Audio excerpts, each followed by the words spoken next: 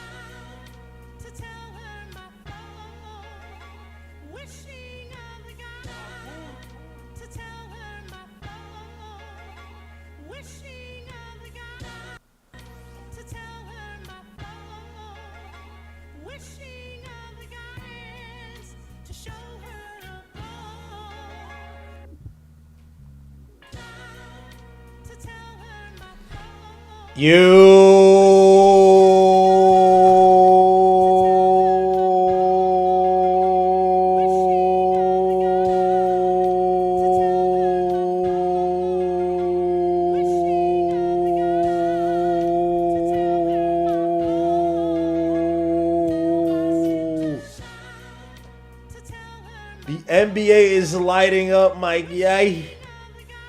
The NBA is getting real scary hours right now, man. It's getting crazy right now, man. Yo. Big time trade. I can't even talk about what I want to originally talk about, man. Things are moving. Jimmy Butler. Jimmy mother effing Butler. Traded. Let me change this. Let's say, because it can hear.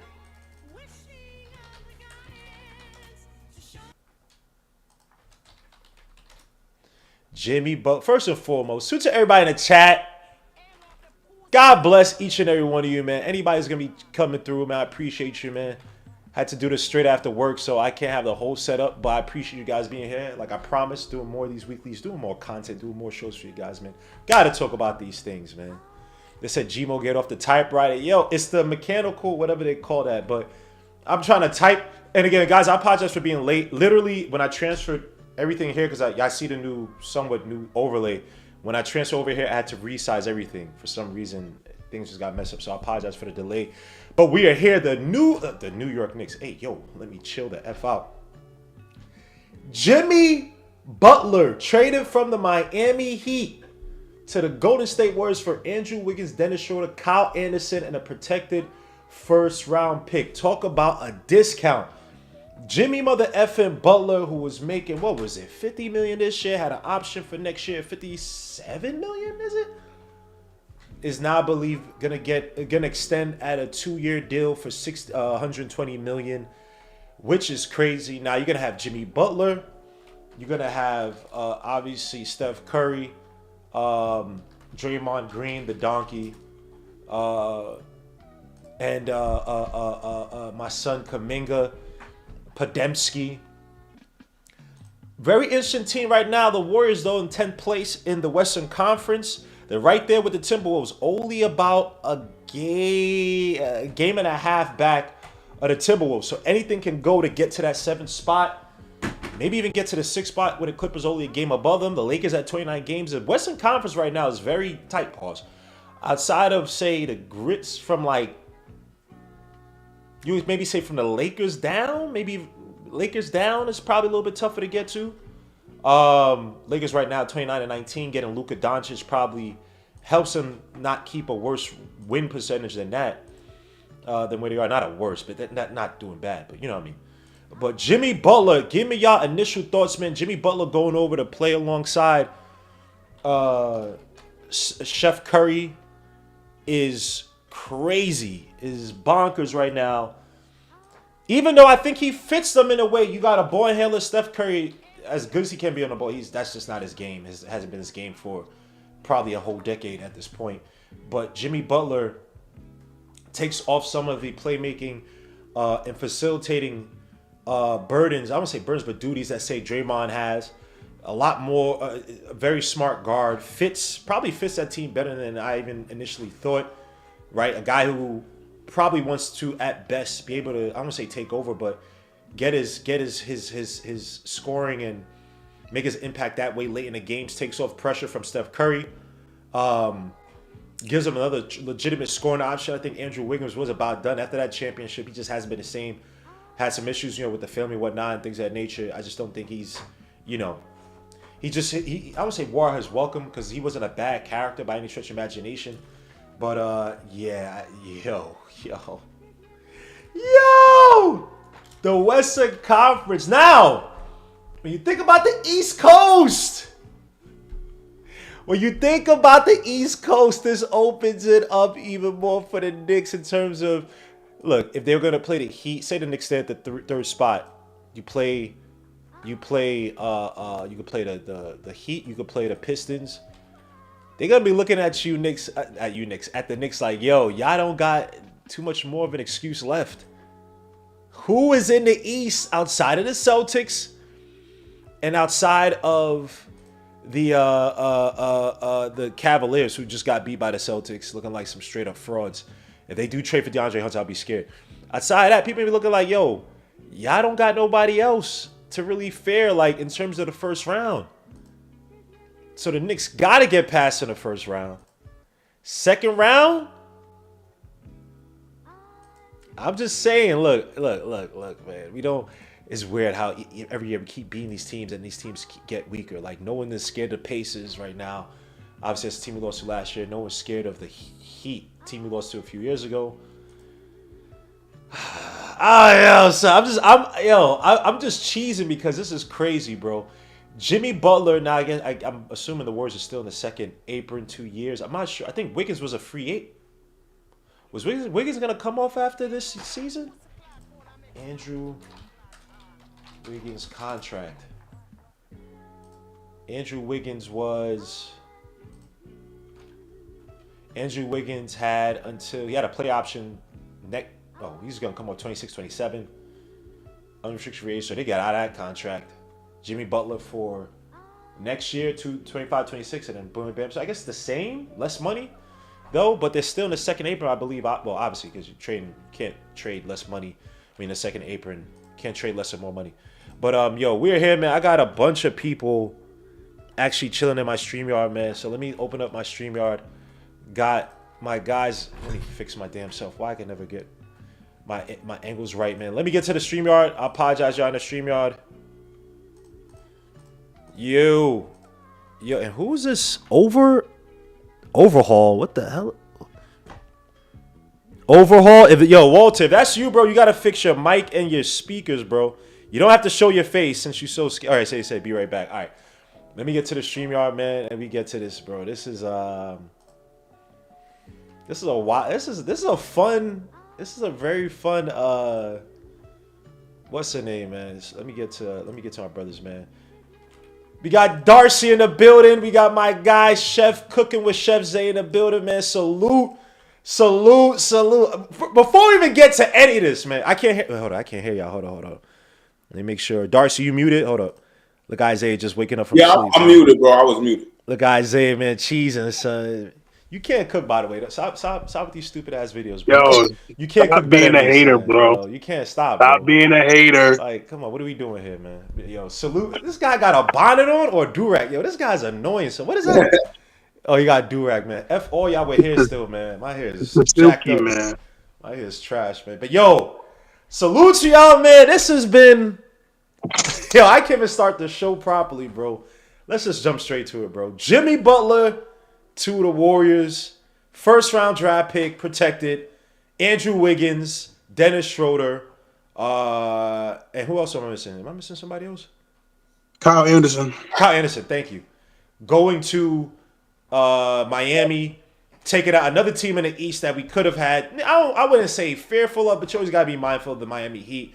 Without Jimmy Butler, that team they're going to be rebuilding fairly. They're doing something. Maybe retooling. I don't know what it is, but they got rid of that contract. Jimmy Butler was a malcontent. He didn't want to be there no more. But Jimmy Butler to the Warriors. Obviously, the Warriors have been desperate to get somebody to pair back up with Steph Curry. There were even talks that they were looking at Kevin Durant. Kevin Durant said he didn't want to go back, probably because Draymond Green is still there. But Jimmy Butler, Steph Curry, Draymond Green, Andrew Wiggins right now, 10th spot in the Western Conference. Only a game so back. Like, it's really tight right now in the Western Conference in terms of, like, from, like, the 7th spot down to the 10th spot. Talk to me, man. Impact in the East Coast, Eastern Conference, what it does for the Knicks in terms of possible first-round teams that we may see. And what does it do in the Western Conference right now? Does it make the Warriors a legitimate threat? Obviously, Luka Doncic going to the Lakers. And, teams on the top, freaking the Grizzlies and whatnot. And OKC Thunder. What does this trade impact have on the NBA, man? Guys, please give me your thoughts. How you guys feeling about this trade? Well, I'll say, I mean, from my personal perspective, I saw the notification and I was just like, okay. And I mean, I say that just from a standpoint of I don't think it really moves the needle in pushing them to being a contender. The 10th seed right now, Jimmy Butler, to me, he's regressed. He still has his credibility from what he's been able to do in the playoffs the past couple of years. I mean, last year, obviously, he was injured. Other years, I look at him make it to the finals, and he's ineffective.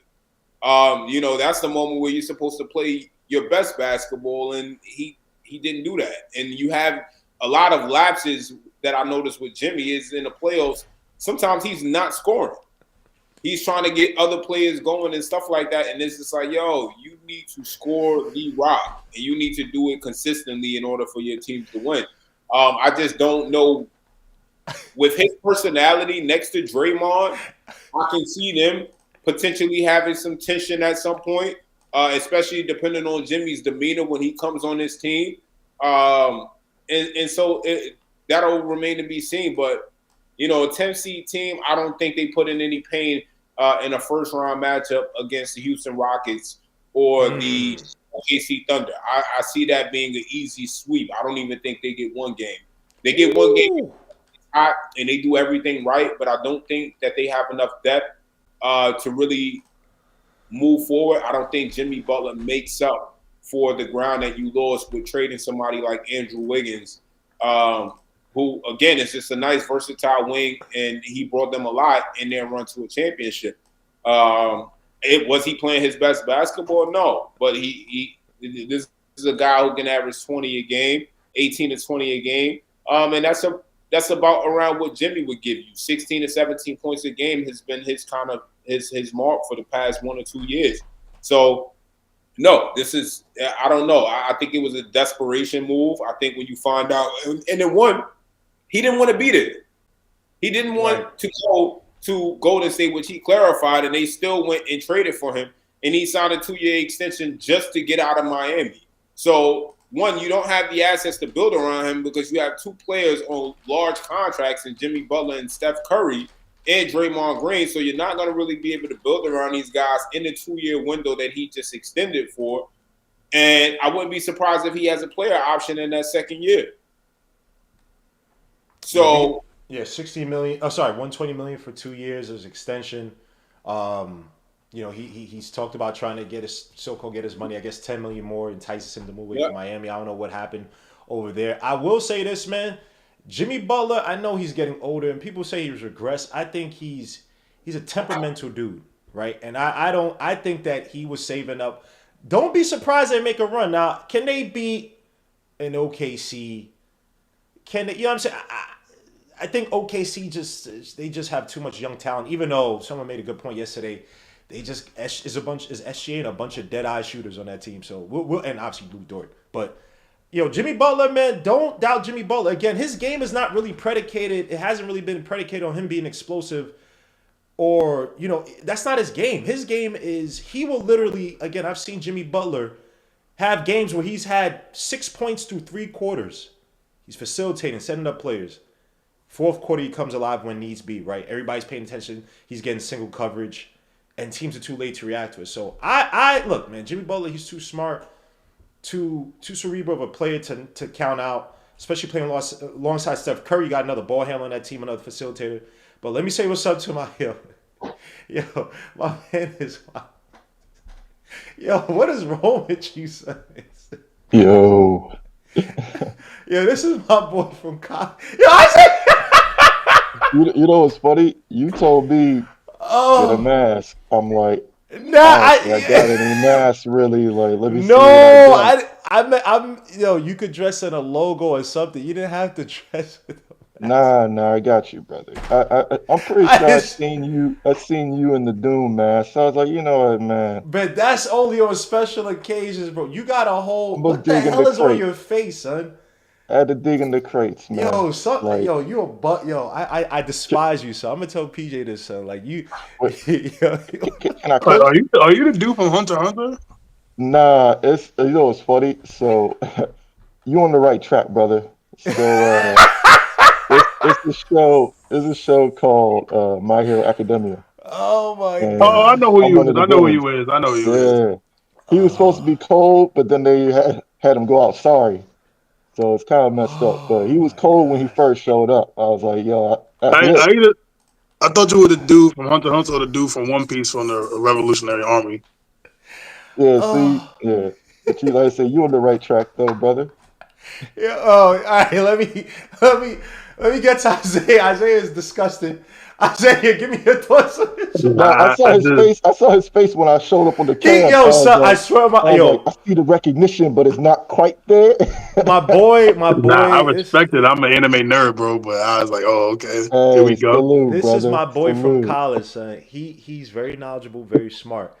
But if he has any angle to be weird and to make you uncomfortable, he's Oh man, going I to like this guy take already, it. Guillermo. Son, I'm not. We're not even gonna talk about anything. Salute my boy. How you doing, bro? You good? Me?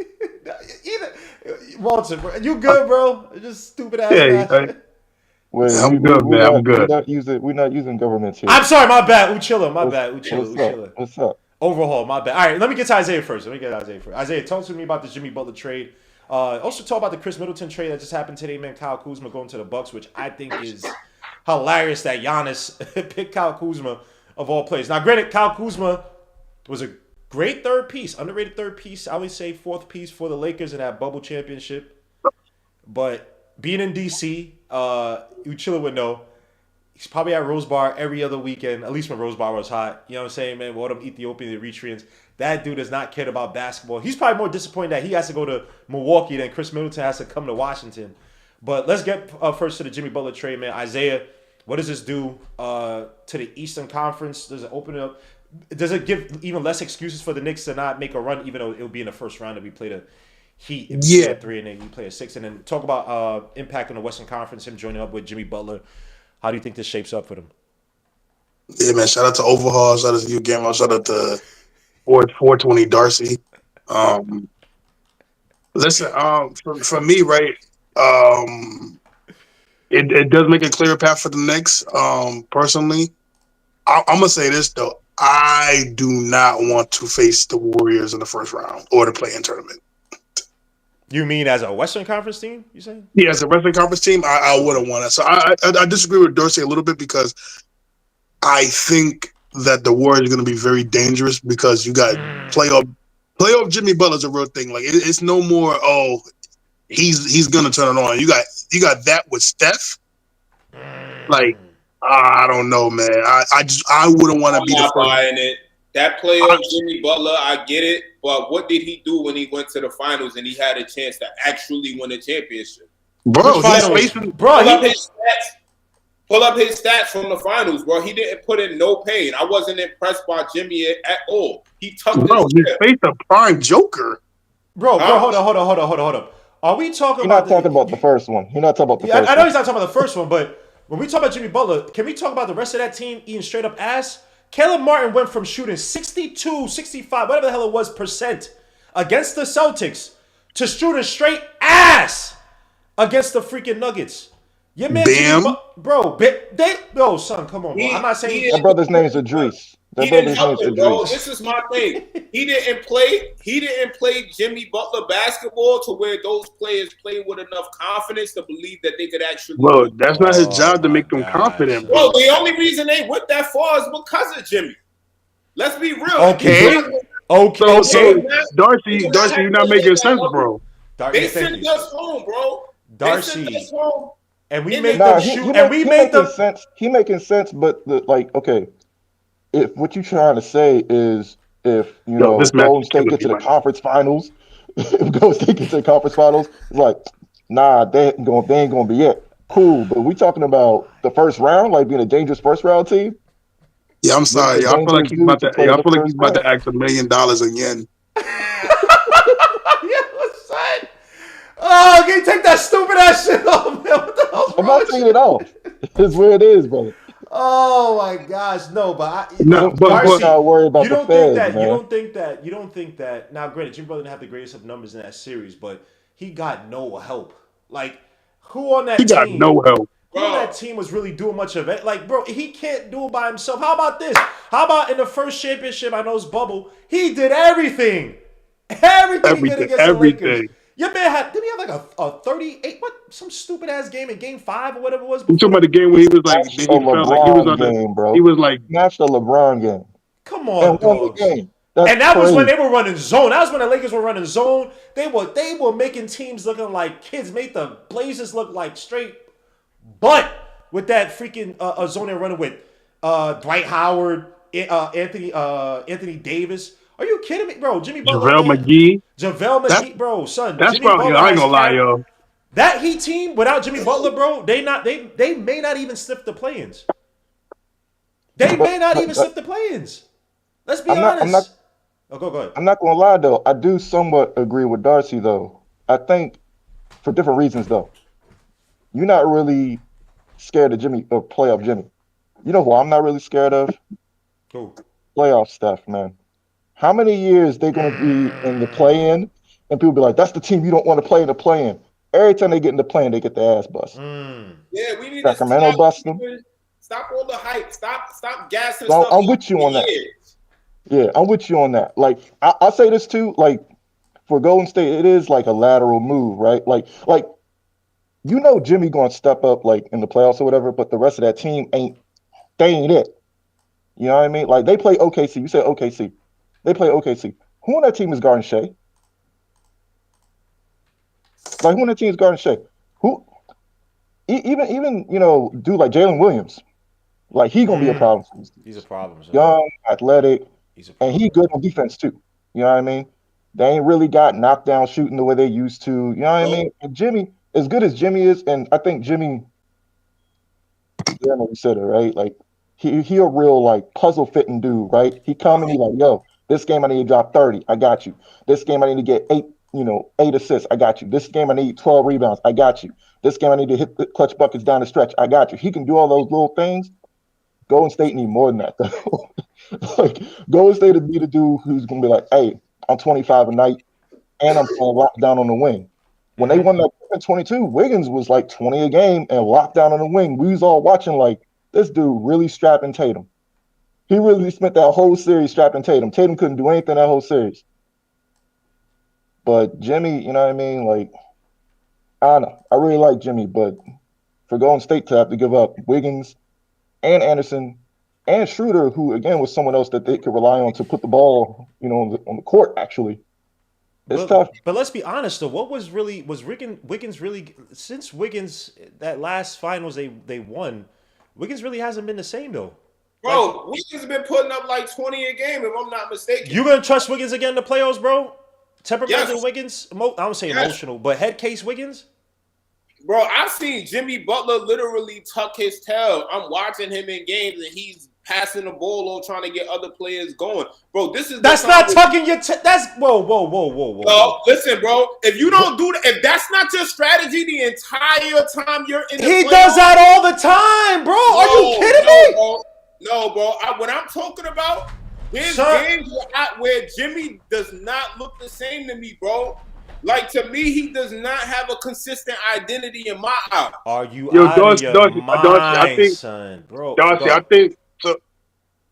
So I think you're missing the player that Jimmy Butler is. A dangerous. Let me tell you something. I'm more scared of a Jimmy Butler stat line of 22 points, 7 assists, 8 rebounds than him scoring 34, 5, like 40 points. I'm more scared of that Jimmy Butler versus the Jimmy Butler that's like a scorer. Jimmy Butler in the playoffs You got to remember, this brother defends. He gets his team involved. Like, Jimmy Butler in the playoffs is a Bro, different breed, bro. we could have played them last year. It was either between Philly or Miami in that play-in, and Philly happened to win. We didn't. Milwaukee ducked smoke and chose to lose a game, so they didn't have to secure the second seed and play either Philly or Miami. The Knicks, we was with it, and we didn't fear Miami or Philly. Matter of fact, I wanted to see Miami again so we could get our get back. I'm not scared of Jimmy Butler. I don't feed it. Listen, you could do something one year. Just because you do something one year doesn't mean the next year you're going to come and play at that same level. The league is getting tougher and tougher. What it takes to win every year changes. Hey, when we play Jimmy Butler, man, we got eliminated. I'll say, what if you do it 3 years? What if you do it 3 years? The last time, and you said you scared him when he grabbing, bro. The last time Jimmy grabbed double-digit rebounds in the playoffs, in the finals, was that 2019-2020. But this is my thing: if you got one, which is even more impressive with the front court that the Lakers had at the time. Yeah. I mean, it depends on who's actually rebounding and actually crashing the boards in the game. You got it was Jimmy. You got LeBron, AD, Dwight Howard. Come on, bro. Kyle Kuzma, KCP. Let me ask you this real quick. Bro, those are legit. Those are legit 6'8" guys and up. Bro, it wasn't. He had no else. And Jimmy undersized for the 3, by the way. But Darcy, let me ask you this real quick. So, if you play, yo, bro, what's your origin story like? What's your yo,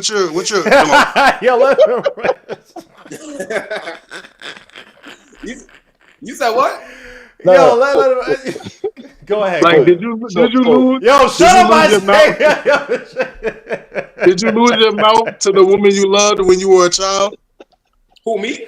No, this guy is no. I got overhaul, bottom, man. It's some anime stuff, man. You know they always got a sad childhood story. Wait, but Darcy, let me ask you this real quick though. So Miami got Wiggins now. Are you more worried playing Miami with Wiggins than Miami with Jimmy? To be honest with you, just be honest. He gonna say something stupid. Watch. I would be more worried about Jimmy, and that's just because of the narrative about playoff Jimmy and all that thing. Sometimes that mental thought process can get into a team's head and causes them to not play at their best. Bro, it's real. What's the narrative? It's Jimmy, bro. We literally played conference finals with that team. We played in a playoff series where we knew Jimmy. What he was gonna do every play was have the ball in his hands late in the game. Maybe get one screen, get in the paint, and have you jump in and get to. He literally did that. Like maybe 4 out of freaking 6 games we played against him. Abused. We had no answer for Jimmy. The mid-range game, no answer for Jimmy. The playmaking, because if you want to try to double him, we had no answer for that. And don't forget, Gamma. Bam Adebayo largely because of Jimmy Butler. Remember, in that playoff series against the Bucks, until the last game, Bam Adebayo was a bum. Jimmy Butler was the one who won that series. Let's be honest. Bro.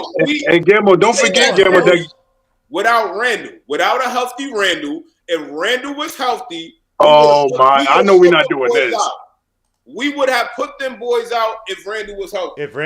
I only just met you, but I got too much respect for you to believe that you a Randall fan. I got too much respect for you, brother. Like, all right, let's get to it. So, we finished up on Jimmy Butler. We got to, but now let's talk about the New York Knicks. I want to get to one part, maybe my new adopted son, because I know it's gonna make your man pissed. Mr. Hukporti, Ariel Hukporti is the name. 6'11", 6'10", whatever the hell he is, center from is he German? German and some African country mix. Your man put on the display yesterday, carrying for the Knicks against Scotty Barnes.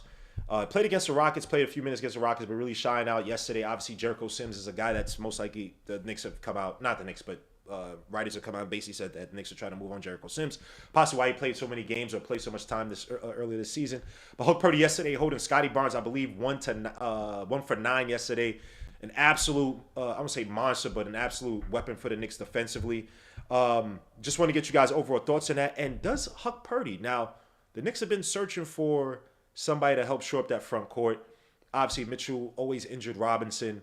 was a guy initially that was supposed to be the hope this season. But again, Mitch Robinson, who's now, they say he's doing contact drills.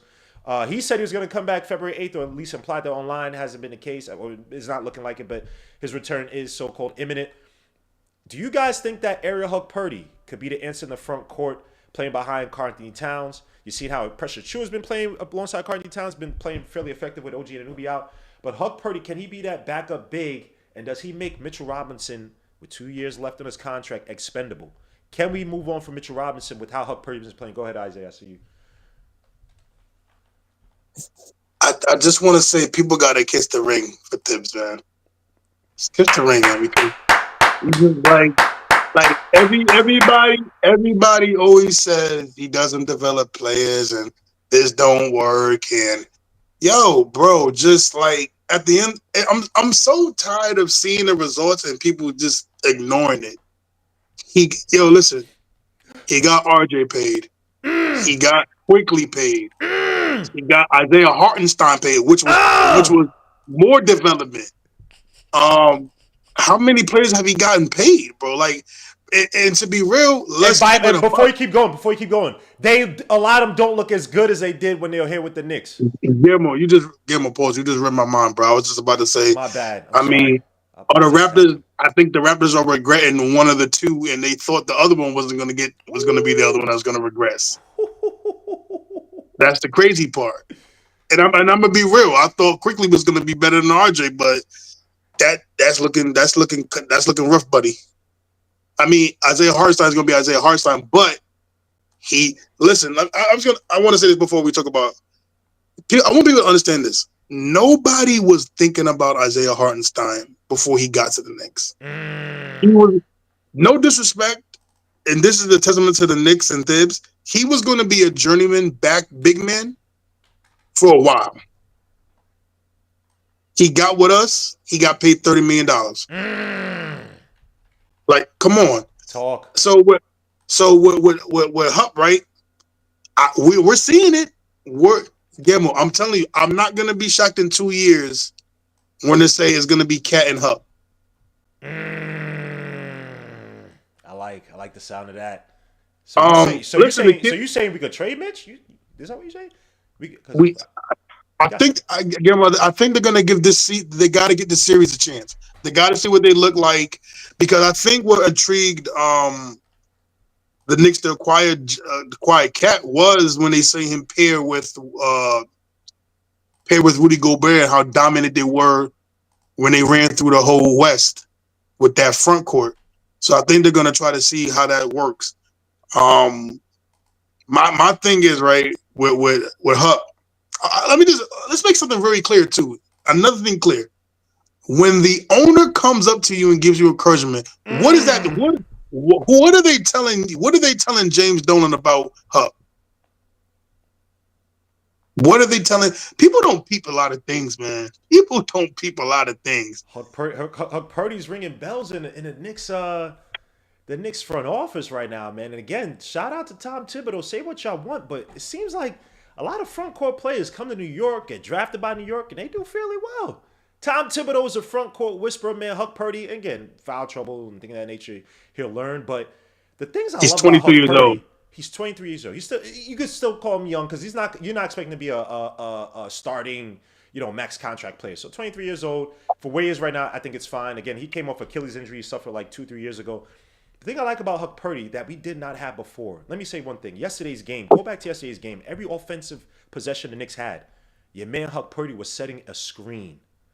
Like, bro, I swear my life. Go back and watch Jericho Sims. First of all, Mitchell Robinson can't set screens, right? Cat can set screens. Isaiah Hartenstein back then can set screens. Noneswell couldn't set screens.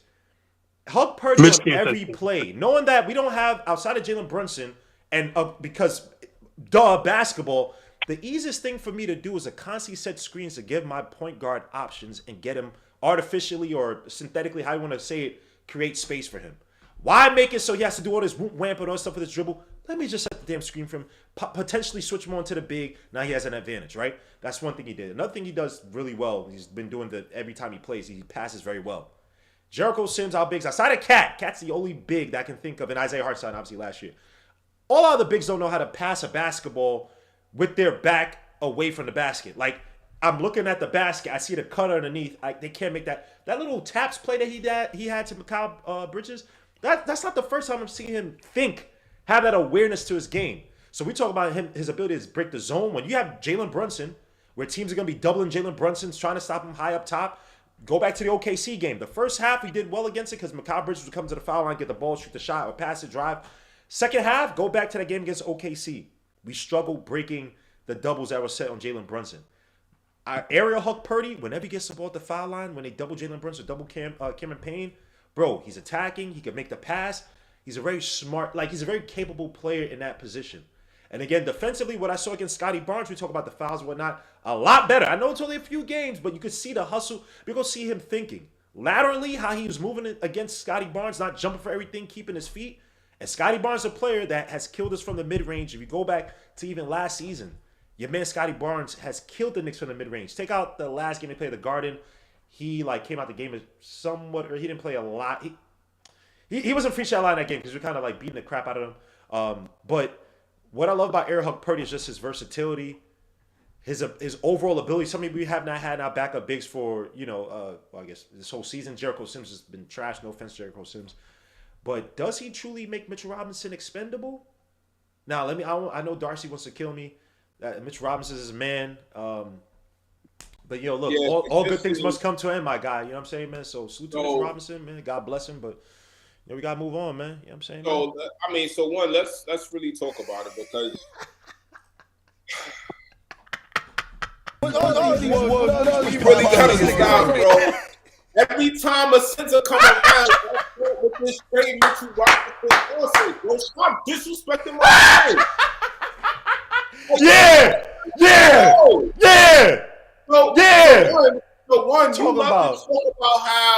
You love to talk about Mitchell Robinson can't set screens. Well, he can't. Jalen Brunson rejects screens at a 17% percentage, which is number 1 in the NBA.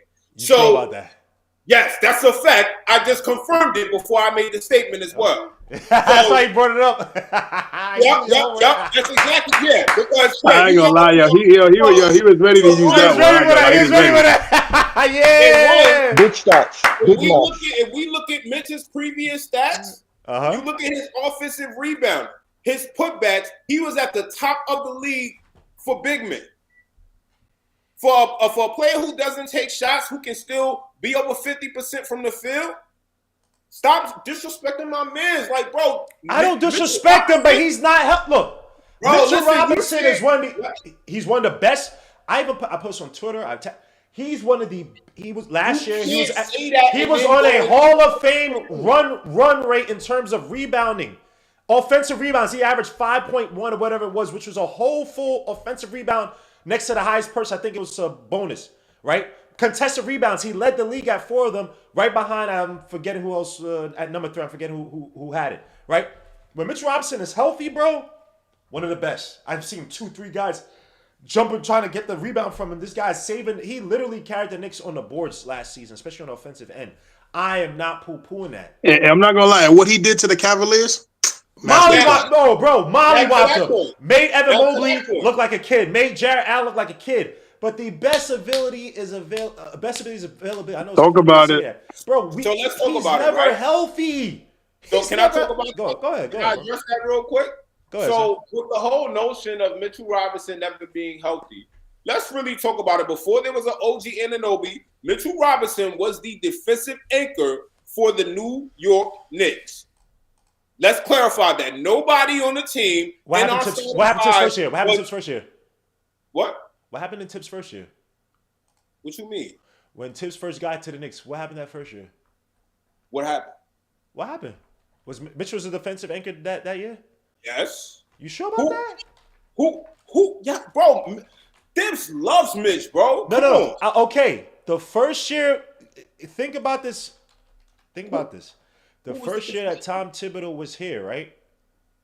Mitchell Robinson was a defensive anchor, or was it somebody? Yes. Or was it somebody else?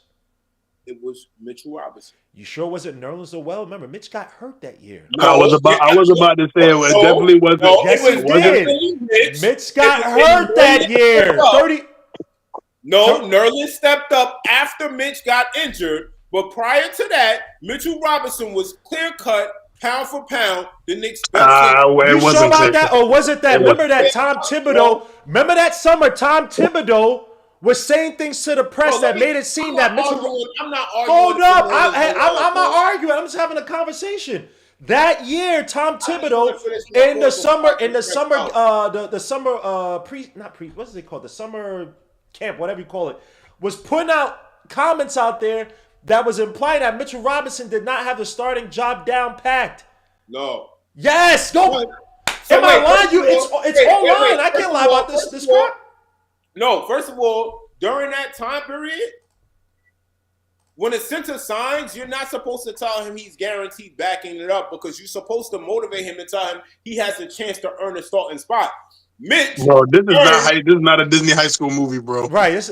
Wait, what are you talking about? Thibs takes that approach and tells all the players they have a chance during the offseason, when they sign these players, they're not signing them saying, oh, you're going to play this set role. No, you have a chance if there's a role there, if there's an opportunity there. And Thibs himself said it. So I don't know where, I don't want to have to dig too deep to find stuff that I've heard verbatim out his mouth say. So I don't want to argue for stuff like that. But my whole point is we've seen Hukporti for 2 games. I'm not knocking him. I love what he gives. I love his activity. He plays with a lot of movement and intensity, and I appreciate that. I've always been a fan of Thibs playing a traditional big man. I'm not for the Jericho Sims, the 6'9" forwards without offensive versatility. I don't want these guys on the court. I damn near don't want Precious on the court sometimes, or I don't want Precious taking shots because I feel like somebody else should be taking the shots that's going to help us score, guaranteed. There's other players on the court who have a higher chance of scoring than Precious Achiuwa. So Precious hit a big shot last night, man, to keep us in the lead. No, I'm not knocking Precious, but Mitchell Robinson, to me, his ability to be able to get those offensive rebounds and those putbacks fits in perfectly because he's a player who does not need the ball. He's somebody who's going to score points and do the dirty work by providing protection. He puts pressure on the rim, offensively and defensively, and then players have to second guess even if they get past whatever guard is the point of attack defender, when they get into the paint, they still have to deal with trying to get past Mitch. Then they're going to be playing 4 or 5 on the other side. Hukporti to Mitchell Robinson at this point is disrespectful to me. I'm like, it pisses me off, bro. I'm not going to lie. Knicks fans that do this are insane to me because Mitchell Robinson has been our center for years and has put his blood, sweat, and tears into this team. Has never had to be questioned about his ability on the court. His health is one thing. There are players who, even if they're healthy, they're shitty, they're not consistent. You never have to question. But they had to question his focus. When your man, the first year Tibbs was here, he was putting out quotes to the media, questioning his focus. When your Mitchell Robinson was complaining about hold up. Right. And then the next year, the year after, when your man Mitchell Robinson was complaining about not getting the ball enough, putting out all this stuff on social media, Tom Thibodeau said, what? Focus on the fundamentals. Your free throw shooting, your foul needs to go down. Your jump in the air, ability to jump. So when we talk about, he's never questioned. Yes, he was. Mitchell Robinson been questioned several times by the coaching staff here, bro. Is not questioned for the absolute job that he's supposed to play, which is to protect the rim and provide rebounding. He has been a consistent rebounder. He has been a consistent rim protector. We have never had to question that. Yeah, has he complained and had his antics on social media and things of that sort? Absolutely. I'm not. Hold on. We never had to question. Bro, he had to get. Hold up. He had to gain weight because he was getting bullied by the Embiids out there. What are you talking about? First of all, Mitchell Robinson was just like any other center when you come into the league. You are not a big body. He muscled up, got his body in conditioning right to where it needed to be, and put in the work. So but let's not act as if we. Let's not act as if we have not questioned Mitchell Robinson's ability and his focus on the game, bro. My whole point is, Ariel Hukporti, I like what I'm seeing from him, but he does not have the credibility at this point in time to be compared to Mitchell Robinson, who we've seen in his first playoff series literally dominate Evan Mobley and Jared Allen. In a finals elimination game, Jared Allen had 4 rebounds. Mitchell Robinson completely sucked the life out of them. Pause. Hey, So, What happened against the Heat? yeah, he didn't play well against Bam. Oh, okay. And again, I expect Mitch to be the type of player every year. I expect him to get better, and he's going to improve on things. When he came and he matched up against Embiid, which is not an easy cover by any stretch of the imagination, he clearly distinguished himself as to why he's the Knicks starting center. Isaiah Hartenstein had no answer, just like he had no answer against Pascal Siakam and Miles Turner. You need a guy like Mitchell Robinson out there who, one, is going to keep guards out the paint, because look at a team like Houston, who's not a good shooting team, but they were able to dominate us majority through that game because of their ability to get to the rim. Mitchell Robinson is the only center, pound for pound, who will keep guards out of the paint. There is no argument about that. Ariel Hukporti still has issues with staying out of foul trouble, which we've seen Mitchell Robinson continuously year over year improve with that. So we need to stop. We need to start respecting the one Nick who has the longest tenure and who has been here with this team. And when he's on the court, he gives it. And the thing about it, at the end of the day, the Knicks have had poor spacings with R.J. Barrett and Julius Randle out there. You have not had him in this lineup with this team with this spacing. Guess what? When he goes for the rebound, because of how much of a threat he is, he has 3 players standing under him every time he goes for the rebound, which 9 times out of 10 increases the likelihood of an injury, which would be his broken feet that he's experienced. You now add spacing. You add Karl-Anthony Towns out there on the perimeter, taking teams' opposing big men away from the rim while keeping one of the big men down low. Now he has less players around him when he's going for rebounds, which should decrease the opportunity for him to get injured. But again, he's getting injured because he's out there banging and doing the dirty work that none of these other players can do. So let's start putting some respect on his name, please. All right, let me ask this question. Let me ask my brother Overhaul, man. I don't know if you watch enough of Mitchell Robinson, but you not being a Knicks fan, man, how do you see Mitchell Robinson's value in the league? You know, the Lakers have talked about needing a big that Mitchell could, a potential trade opportunity between him, Knicks and LA, us getting a guy like Jarrett Vanderbilt back and trading Mitchell Robinson. But just like, how do you see it from outside looking in? How do you see Mitchell Robinson? Is he one of the better, I can't call him top 10 big men, but one of the better defensive rebounding big men in the league? What's your opinion, Rob? I'm gonna just say, I always thought that I was a Mitchell Robinson fan. Like, I remember when he was in the draft, the Wizards could have picked him, right? They ended up picking. Wait, you're a Wizards fan? So I'm gonna tell you about that in a second. But that's partially why I wear the mask, though. But my man Darcy here, bro, like, you got me beat, brother. Like, I respect it. I think Mitchell Robinson is a very physically talented center, but in terms of skill, he doesn't really have like the skill level to put him in those conversations you're talking about, like top 15 or whatever center in the league. However, to Darcy's point, I mean, when you playing against these teams and you need a center who's active on the glass, can defend the paint, is big enough to defend in the post against the bigger guys, right? Robinson's got all those things, and when he's healthy, he's a problem. He's not a dude you could ignore, right? You're not going to look and see 4 points, 4 rebounds or something if he's healthy, right? It's tough, man, because I really like him, because I think that not a dude you could ignore. He got an unfair shake because of the college situation in a way that players can get, that coaches don't get, right? Like, if a coach decides to coach a different team, don't nobody say anything about that, right? But if you're a player, you have an agreement to play wherever, you decide you don't want to fulfill that because the coach is supposed to be there, left to go somewhere else. Now you asked out. Now you a second round pick, right?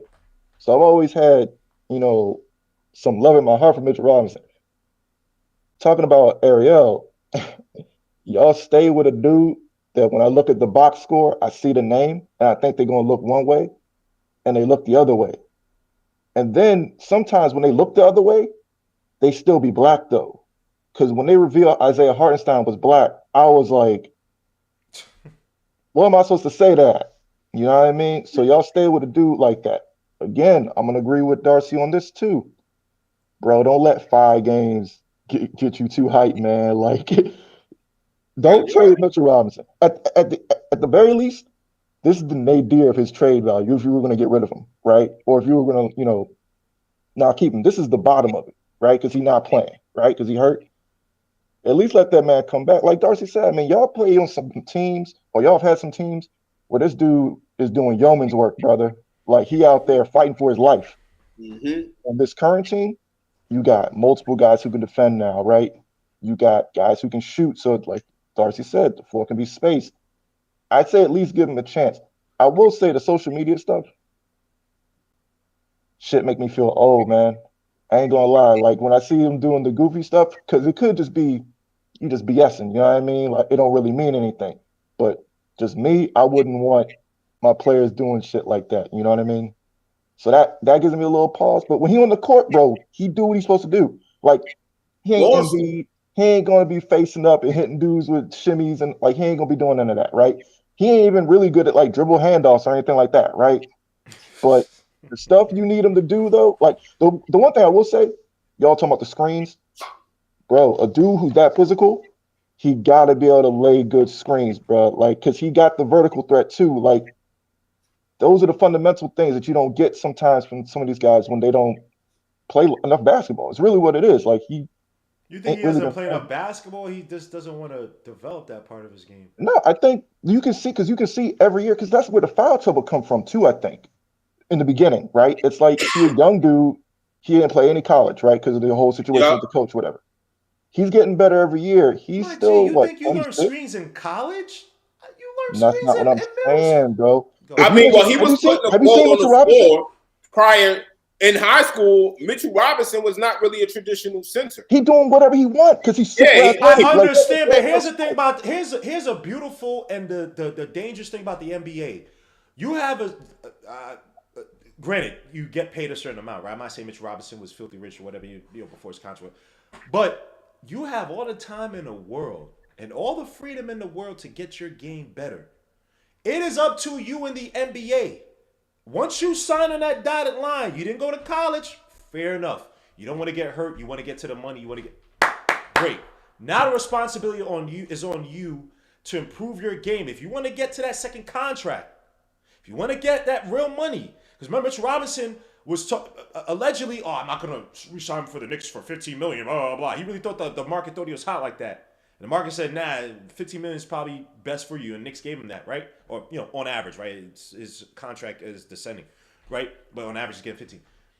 So it's up to Mitchell Robinson. It's up to you to get better. You know you're not a good screen setter. You know you're not a good free throw shooter. Mitchell Robinson, all these little videos he's putting out in the summer. Oh, I'm crossing all my friends. Bro, you know that's not your game, dogs. You know you're not doing that in games. Why is your free throw shooting at 50%? Or even worse than that, my guy. Let me ask you a question. Go ahead.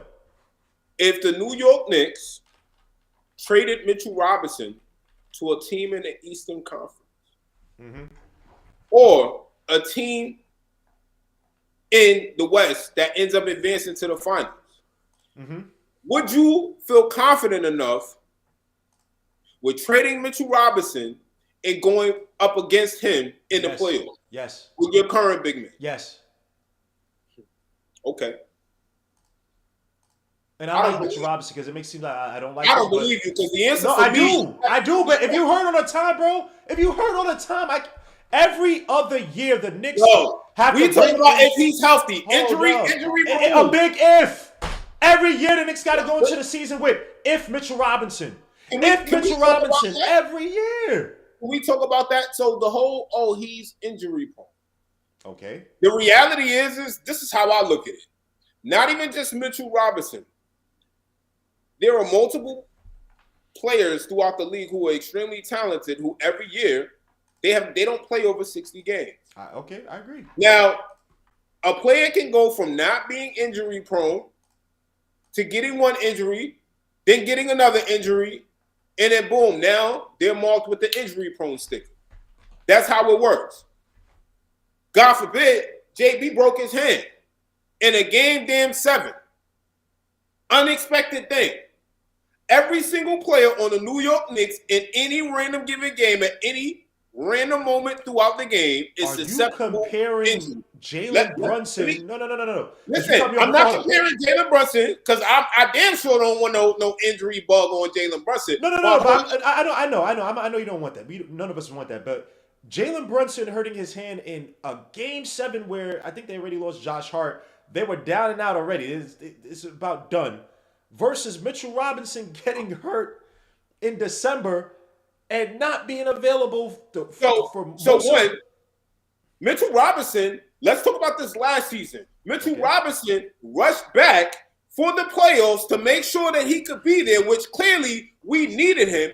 He showed up, helped us to get out of that round and advance to the second round. And guess what? As soon as Mitchell Robinson went down, I knew our chances of winning were slim to none. No, you lying ass. You know that when OG, you lying ass. Look, You know that when OG got hurt was when we're done. Bro, listen, This guy's a I liar. swear. Wait, can my brother Isaiah say a word? I said it. And the reason why is because I had no confidence in Isaiah Hartenstein, and you know that. Okay, but you know that the Knicks were, I wouldn't say swimming, but the Knicks were fine until OG got hurt. It wasn't no Mitch when Mitch got hurt. Listen. It was when OG got hurt. Listen, you saying when OG got hurt, the reality is that game 3 was a costly game. And in that game 3, Isaiah Hartenstein got his A whoop in that game, and he got his A whoop in every other game after. He was a minus 24 in that series. Miles Turner and Pascal Siakam have an open highlight reel floating around on Twitter of what they did to that boy. So do not argue on his behalf because Mitchell Robinson would not have let that happen. If Mitchell Robinson was there, that series would have went completely different. So let's stop disrespecting Mitch like he's not that much of a difference maker. His rim protection keeps these teams from going on a run. When he blocks the ball and he smacks it into the crowd, his intensity that he plays with, his toughness, the grittiness that he exudes when he has the ball. Not what I'm talking about, not when he has the ball, when he's on the court. It's parallel to none. Mitch is from Louisiana. Southern dude plays with that New York grittiness, even though he's from the South. Mitch is our boy, pound for pound. He's been here. That don't mean. Go ahead, Isaiah. No, crazy. because think about it. Joel Embiid injured him and put him out the playoffs, and we all watched that, and yet we still act like we didn't see that happen. And the thing about it, Mitch is so. You know what? Say what you want about his social media antics, but the thing we don't acknowledge about him is that the simple fact of the matter is he hears all the screams of Knicks fans scream and trade him, even though he has to work his way back from all these injuries. He has to go and get injured. He still supports whatever center is taking his spot. Still a good teammate. Still just shows overall good morale, even though fans are disloyal to him and screaming to trade him at any moment in time. This man has been a center for how many years? 5-6 years? And we continue to scream the same things about him and disrespect him, and he still goes out there and gives us 110%. I love Mitchell Robinson. I just love him. You know what? Him and Josh Hart are my favorite Knicks. And if in the day that he's no longer a Knick, I will be extremely sad on that day, and that'll be a day that I'll remember because this is a player who has been nothing but loyal and faithful to us since we drafted him. Your man the other day just said, when someone said, yo, you out of here. Yeah, I don't blame him. He should have been one of them. I don't give a damn. If it was me, I would have You can't talk about loyalty. You can't talk about loyalty. If a guy saying, yo, I don't care to be here, you can't talk about me because y'all don't appreciate me. Man, yo, look, put like this. Look, Mitchell Robinson is this loyal ass fan. Mitchell Robinson's a good piece to have when he's healthy. But when a team has every year, a team finds a way to get things done on a rebounding end, despite the guy not being there. That is an issue. Like we're starting to look okay. And Mitch Robinson, I like Mitch Robinson when he plays. We're starting to look okay without him. That's my whole point. So it's not. I did part of this to rile you up because I know Mitch Robinson's a man. So I did part of this to rile you up. I don't hate Mitch Robinson, but at this point, bro, when we talk about trying to make a run, because again, we got the Jalen Brunson cheap years, the cheap Jalen Brunson years, right? And this team has to start the second apron team is gonna arrive. It has to arrive sometime, right? Now we can talk about Luka possibly coming in 2027. Anyway, but the second apron team has to arise at some point. So we have to start carving out. Okay, can we get to the ECF? Okay, what do we got to add to get to the ECF? What does it look like? Do we know the wing? Is it whatever it is? And Mitch Robinson, because he's not healthy enough and he's not in these crucial games. Remember, this team, when you think about what we were in the beginning of the season, we're definitely not what we were at the beginning of the season. Like that team that played the Cavaliers and lost, you take the team that we have now and play that same Cavaliers team, bro, I think we win by 15. That's my humble opinion. I'm not scared of Cavaliers. The game we lost to them, Jalen Brunson was being a knucklehead, shot 30 billion shots.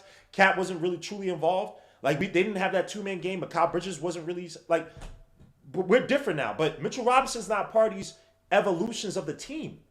So at some point, bro, you have to flip him for value. Now, granted, to your benefit, people don't see him as valuable because he gets hurt every year. But at some point, if someone says, hey, man, he got $14 million on the contract, we trying to get rid of such and such. And I guess I'm going to pivot to the other part of the conversation. Let me just address that last part. All right, go. You're not scared of the Cavs, bro? Let's think about it. The Cavs are shooting lights out from three. But let's suppose in a playoff series they can't find their shot. You telling me Darius Garland and Donovan Mitchell, the New York Knicks, are going to keep them out the paint without Mitchell Robinson there? You think Karl-Anthony Towns is keeping these guys out the paint? Not Karl-Anthony Towns. Mikal Bridges. OG Anunoby. Bro, Mikal Bridges is in a playoff atmosphere in a series. Yes. Bro, Mikal Bridges, he's not keeping Donovan Mitchell out the paint. Darius Garland, these guys are getting, no, bro, stop it. These guys are getting into the paint at will. Clearly, we've seen guards, bro, Houston just took it to us. Bro, Amen Thompson, and he's not taking anything away from him, but he ate. Cade Cunningham, 8. Malik Monk, Cade, that's my son. Cade Cunningham's my son. He's been supposed to do that. What are you talking about? Amen Thompson has been doing that this season, bro. Bro, my whole point is, come on, dog. We are not keeping guards out the paint as a team, and that's why we're not top 10 overall as a whole throughout the entire season. That's why we're not top 10 defensively, because we've allowed teams to be able to get into the paint, and that's how they break us down. They get into the paint, they spray the ball, that's how they get in rhythm. Mitchell Robinson is a player on the court who stops that. That's why teams weren't able to really go on runs against the Knicks in a lot of situations, is because if they do, Mitchell Robinson is there to get these guards and keep them out the paint and run them down and make them think twice about what they're going to do. It makes it harder to make the right read when you have not only a point of attack defender, but you also have a big that's really good at lateral quickness and protecting the rim. So at the end of the day, the Knicks are 8th in the league at defense at the rim. What are we doing here, bro? We've been guarding the rim without Mitchell Robinson. At what point? If we're 8th, Mitchell Robinson moves us up to top 5.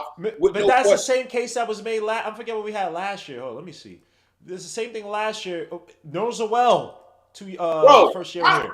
Tibbs finds a way to have elite rim defense, bro. Like, come on, son. The Knicks do not pass the eye test for now the eye test. I can't use them in that. The Knicks do not pass the eye test for rim protection, and you know that. Stop it, bro. All right, let me get to Isaiah. Towns is not protecting the rim, bro. We see Towns is too slow on defense. No, I give you that. I give you that, bro. I just don't Donovan Mitchell and Darius Garland will beat us up in the paint if we see them in the playoffs. It's really Darius Garland. I'm sorry, it's really Darius Garland, because Donovan Mitchell does the hero ball thing whenever he plays at Knicks. Bro, it Towns really is scared in me. foul trouble, trying to keep him out the paint, because Mikal's gonna get beat at least 10 times in a game with Darius Garland and Donovan Mitchell coming at him.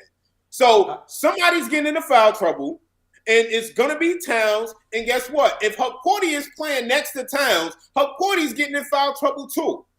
So you got both of them in foul trouble. You traded Jericho Sims, so now you only got Precious Achiuwa. You're in trouble.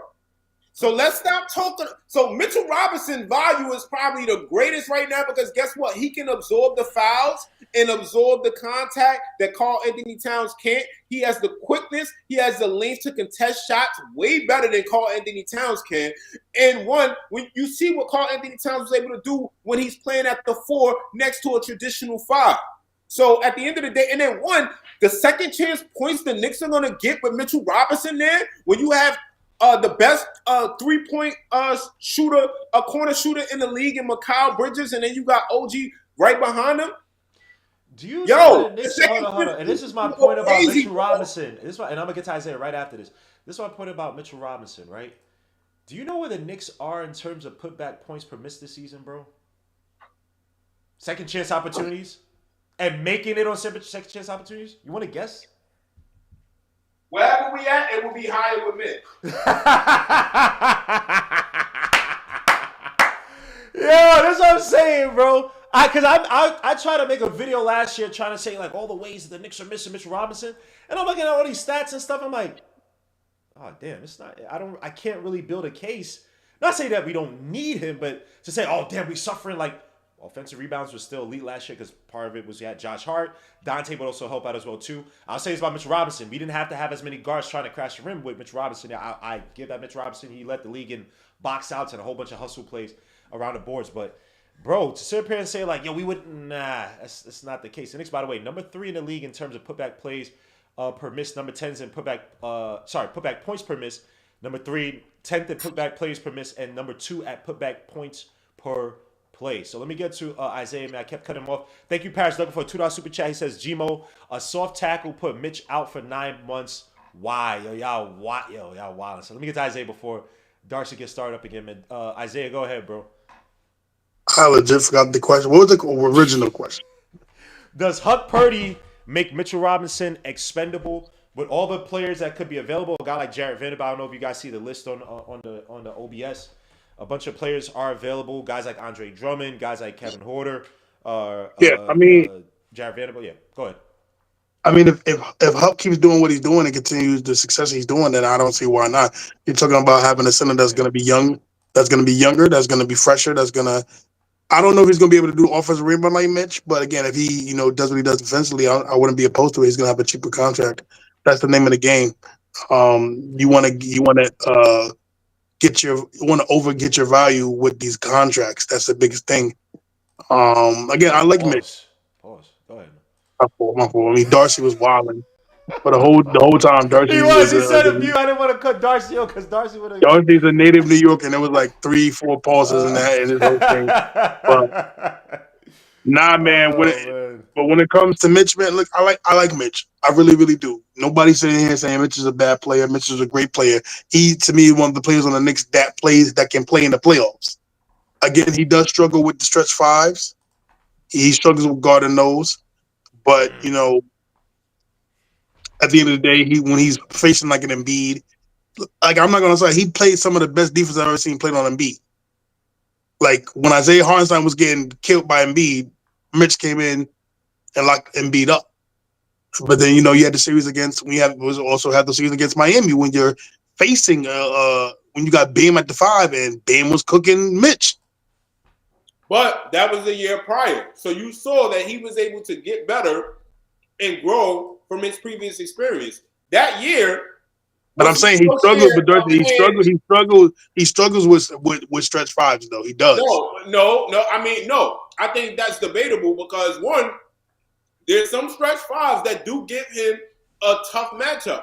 But at the same time, he's also able to make them put the ball on the floor and try to drive to the rim where he's able to go and block the shot or make them take a contested shot. So I've seen situations where it's not like he's just straight up getting dominated to where you got to bench him. It's never been that case. Yeah, they may have 1 or 2 plays where, their offense is benefiting from having a stretch 5, which that's supposed to happen. But can I ask you a question? Yes, sir. Do you think we beat Denver this year with Mitch? Wait, say it again. Do you think we beat the Denver Nuggets this year with Mitch? Without him? No, with Mitch.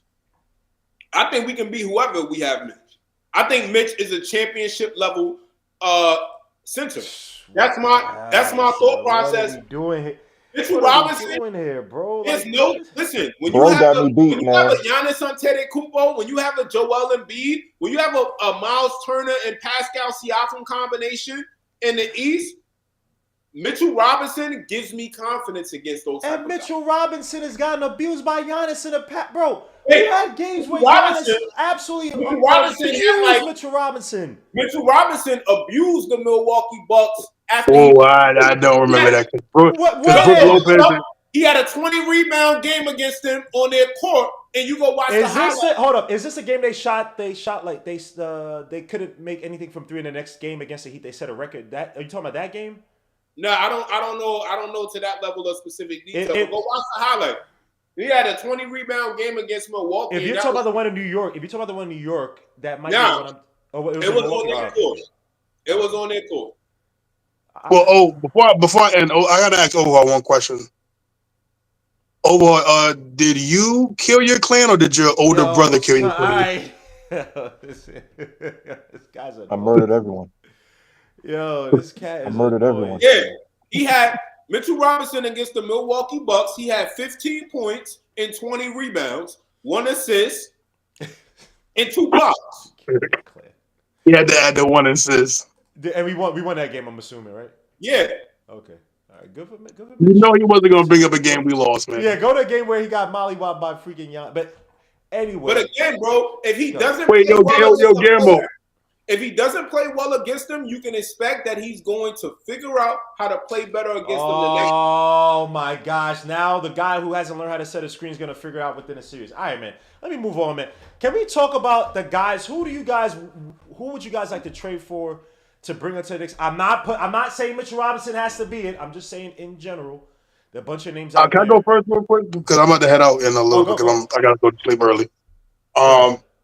Yeah, so for me, right, I mean, it's looking like, I don't know when it's going to happen. It's probably going to happen tomorrow that the Knicks are going to trade Jericho Sims. I would really, really like a wing because I think the Knicks are just going to be set with Hup, Mitch, and Cat. I would really like to get a wing to back up OG and Mikal. I'd honestly pick up. I seen Tony Craig got waived. I wouldn't be mad with Tony Craig. But yeah, he has an ankle. He's been suffering with like an ankle injury for some weeks. So okay, never mind. Because I mean, as long as he didn't bring like Meg Thee Stallion drama and all that stuff, I mean, I'm good. He's dating Meg, right? Yeah, he is, man. I got a whole opinion about that, but she's down bad. But anyway, shout out Tory Craig. Shout out Tory Craig. Shout out Tory Craig. Yo, shut up, man. I mean, I think he's dating a 305, a 304. All right, let's go ahead. All right, nah, but I would truly like a wing. I would like a wing just to add to the depth. I don't know what the Heat are going to keep Kyle Anderson. I've seen, but there's a few people. There's, like I said, if we could get a wing, maybe like I said, backup wing would be really my dream target. But who? Like I said, I mean, he told me Tony Craig got the ankle. He's been suffering ankle injury. Chris Duarte's got waived. And by the way, he did? Darcy, to your point, we were talking about last time. He got waived by I'm forgetting the damn team. He's available. Okay, he's good. Would you guys take back Quentin Grimes, who's been getting? No. Yo, screw Mitchell. Not Mitchell. Screw Quentin Grimes for that, bro. Like, I don't know, man. I just feel a certain way, man, when certain players can't play in New York, bro. But now you showing out in Dallas, and come on, dogs. I mean, now he's with the 76ers, but yeah, I'm not big. The player I actually want from the 76ers is Yusabele. I can't pronounce it.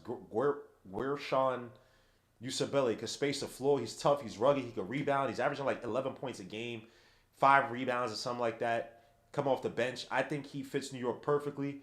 The right mentality, attitude. He's a straight up dog. He's a guy who was out of the NBA for maybe, was it 2 years? Came out of the NBA for like 2 years or something like that. Just came back. Was playing in France. Like, I like those type of tough, rugged players. I think he's only making $2 million, $3 million or something like that.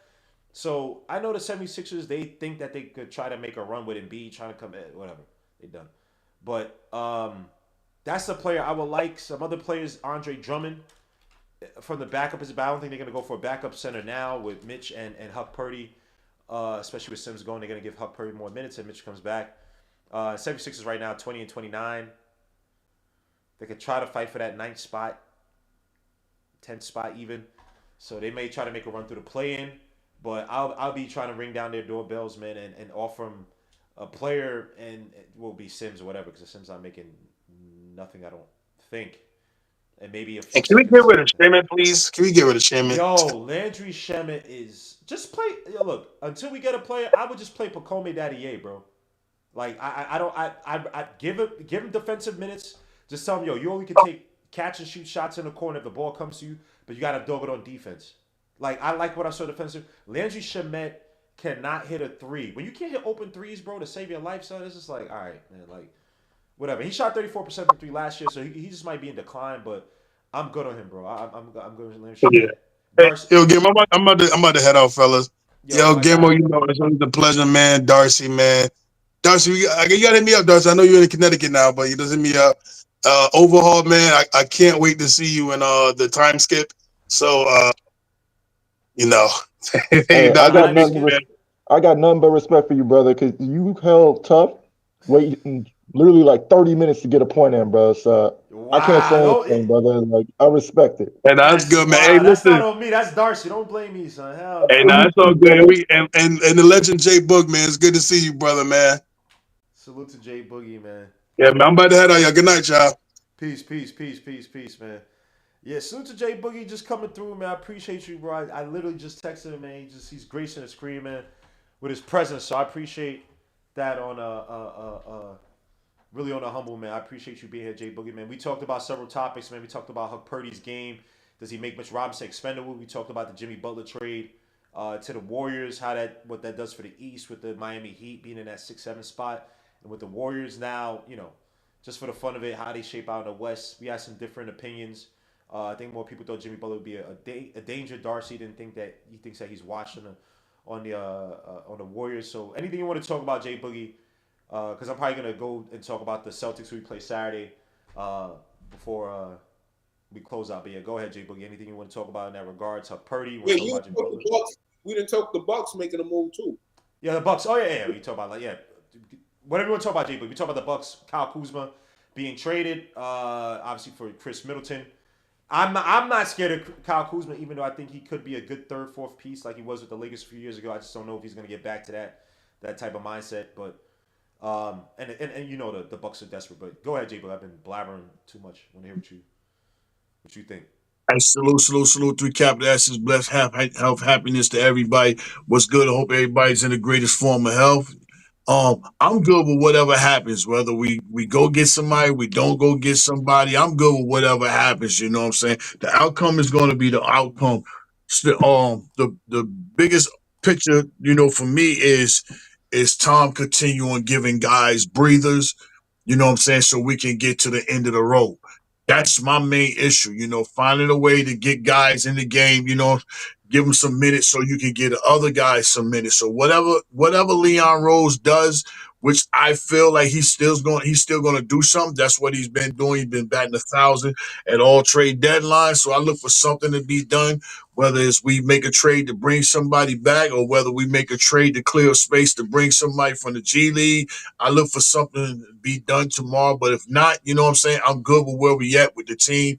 I'm good with Mitch coming back. I'm good with Mitch going. You know what I'm saying? I love what Hukporti, he's getting a chance, he's getting a shot, and that's a James Dolan guy. So if he's down there supporting that guy, you got to get him out there on the floor. He's the one that brings the briefcase and gives out straight cash. Ain't no more cutting checks. He don't do that no more. Everything is cash. You know what I'm saying? I'm giving everybody cash, whoever needs it. So he likes Hot Porty, you know what I'm saying? Hot Porty is, he looked real good, especially with his feet movement, playing Yes. defense, athletic, being gifted, not scared. And more importantly, he ain't even looking at the bench. Some guys, that barely get in the game when they get in the game, they so concentrating on if somebody's going Mm. to sub them out. Mm-hmm. He's not looking at the sub bench. He's not looking at nobody on the bench. He's just out there balling and playing Yep. and doing him. So, I like that, with Hot Porty doing what he doing, you know, um, some of the moves that's being made. Jimmy getting his way. He went to Golden State. KD said he ain't want no parts of them. So they made other moves. They got Wiggins, protected pick, slow mo, and they got what's the other dude? The dude ain't Wiggins, Anderson, Schroeder. Schroeder, you know what I'm saying? And Schroeder ain't been Schroeder since he took the coloring out his hair and all that. It's all over with, man. So I'm good with what's happening, man, right now. So I'll wait and see what other trades are being done, brought in tomorrow. If not, you know what I'm saying, I'm ready to rock. I'm ready to see Boston. I'm ready to see what we look like. But I would like to see, I'm watching him right now. I would like to see I think his name is Masai or whatever his name is for New Orleans. Messi. Oh, Eve's Missy. Missy. Yeah, I like Yeah. his athleticism, and you know what I'm saying, and he plays defense, and Mm-hmm. he's a work collar dude. Somebody like that, I can appreciate somebody like that. But if not, man, just get sent Sims up out of here, and open up the spot, bring my man TJ Warren up. Mm. So you don't like the dude from Gershon Yusabelli? But Oh, I butcher his name. oh, Gershon Yubaseli. I butcher his name. The French dude plays on the 76ers.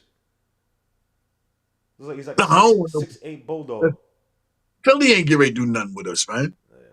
Yes, they got it out for us, man. They ain't get ready to do nothing for us. I don't look for nothing on nobody's team who we be at war with. Mm, fair I enough. mean, I don't look for them to give us anything. They don't want to give us nothing, especially when we already beat them with the people that's on their team. They don't Now, want. They don't want to give us nothing. and Darcy, and even you, Overhaul, man. Your thoughts? Because I didn't get you guys on this. Your thoughts on Kyle Kuzma to the Bucks? Um, I thought that was a good move for them. I thought that's what they needed. A good wing, could put the ball on the floor, help them get out in transition, to shoot the ball a little bit. I thought they would get like a Jeremy Grant maybe. So I think Kyle Kuzma kind of fits that profile for them. So I think he can be a good third piece. And then you got a young player that if you need to improve, you can trade him down the line. So you can package him with like a Bobby Portis to see what you can get out on the market. So I think he's a good piece that helps them transition out of the Middleton era. You weren't going to get much for Chris Middleton, at his age and his injury history. So if you get a nice young player who already has some championship credibility, wants to win again, plays well, is a scoring threat, right? Teams can't just sag off him. So he's going to help add space into your offense next to Dame and Giannis. So I definitely think he gives them length as well. Right now, do they have depth that's going to help them go far? No. I think we still put those boys out in 5 or 6 games. They've had no answer against the Knicks at all in the 2 games we've matched up against them. And I don't think Kyle Kuzma is going to change much of that when we play them again. I think on 328, because one of my boys is a Bucks fan, so I keep talking junk to him, but I told him we're going to see y'all at 328, and we're going to do the same thing again. But I think that was a good move for them going into the deadline. And if he doesn't play well, he's not on a super high contract. You can move him down the line and see what you can get for him.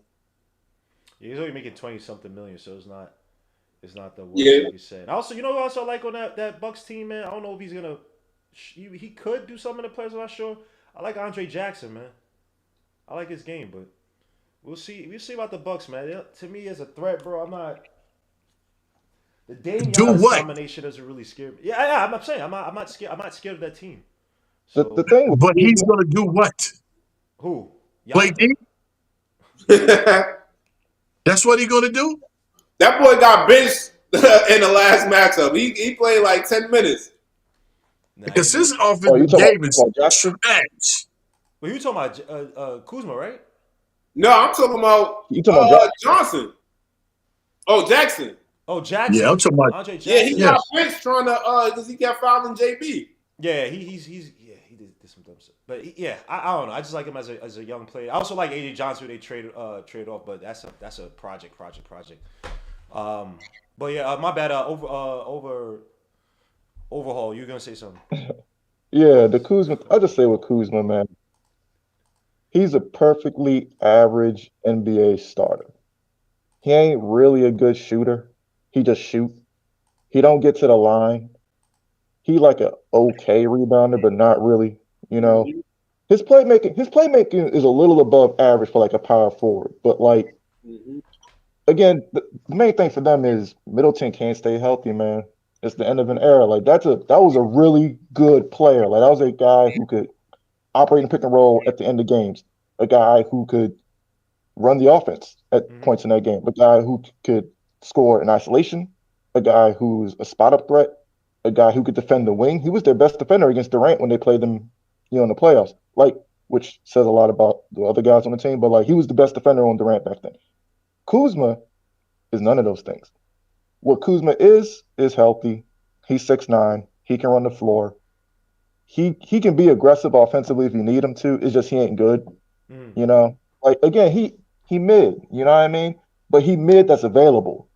Like sometimes you gotta hope the mid sell, right? Like sometimes that's what happens. Like stuck in them situations, you gotta push the mid, and that's Kuzma. Like he the mid, but he always available. The Bucks ain't more threatening than they ever been just because they got Kuzma. You know what I mean? Like, but to Darcy's point, I mean, bro can't stay healthy, so you get what you can get. Like Jeremy Grant, you would have thought, his value would be dumped, from how poor he's been playing this year in terms of shooting. And But he's and making 30, right? Jeremy Grant's making 30, right? Yeah. I think he's making more than Kuzma. Yeah, Kuzma had like a descending deal or whatever. I think I want to And say I it mean, was. Kuzma, what is 13 points a game? Obviously, to me, he's about a 16 to 18 points per game player in a good offense. Mm-hmm. you think on a good team that he should be getting 16 a game. Well, he's gonna have to take. He's gonna have to be the number two-ish guy or no three-ish guy. So and that's similar to Yeah, what they he did gonna with need. the Lakers. He did that with the Lakers, and you thought he was a sending play, but he wanted to get paid, so he left that situation. But as a number three guy, give you 16, 17, be a little bit more efficient than bum ass Tobias He don't. Harris. He not. He I not. think he is. I'm He not worse gonna than lie. Tobias I Harris mean, offensively, by the way. But in a I mean, system, but we're talking about in a system though. Because remember, you yeah. talking about the Wiz where it was him and bro, it was him and freaking well, it was Beal and all these other guys, but it was him and They freaking had I Russ forget. before. Yeah, Yeah, it, like it, it don't matter who they around didn't him though. care. It don't matter Jordan who Poole, I around don't him know why I though. couldn't remember his name, but It don't matter who around him though. That's the thing. Like you, some players are durable scorers, like Kevin Durant. You can put Kevin Durant in any situation, he gonna be 28, 27 a game, right? Durable scoring with high levels of scoring ability at every level, right? Kuzma a durable scorer too. He just durably mid. When he was on the Lakers and he had LeBron and AD, he was mid. He like 13 a game, shoot like 45%. He's 6'9". Why he shooting like that? Yo, you know what I just thought about? Yo, why nobody talking about this?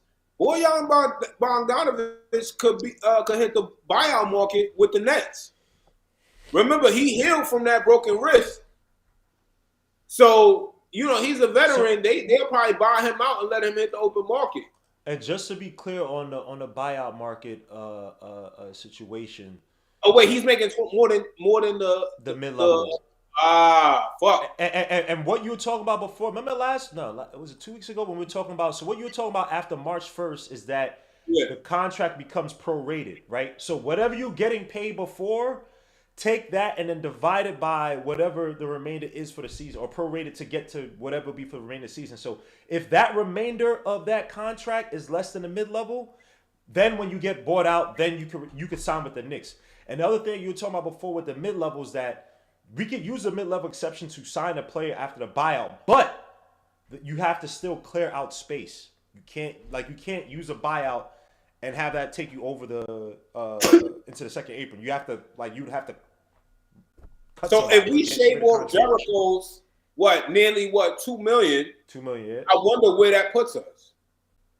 Because if we trade him for some second round picks and we don't take any salary back, what can we do? That's what I wonder. I'm not hearing Ian Begley cover this kind of content, but I wonder what can we do. He keeps talking about them trading Jericho, but how does that impact our ability to make more moves? But hold up though, because at this point Jericho's contract is guaranteed, right? Like we would have to have cut him before. So doesn't that money count as it doesn't count as dead money on the cap if we cut him? Oh, bro.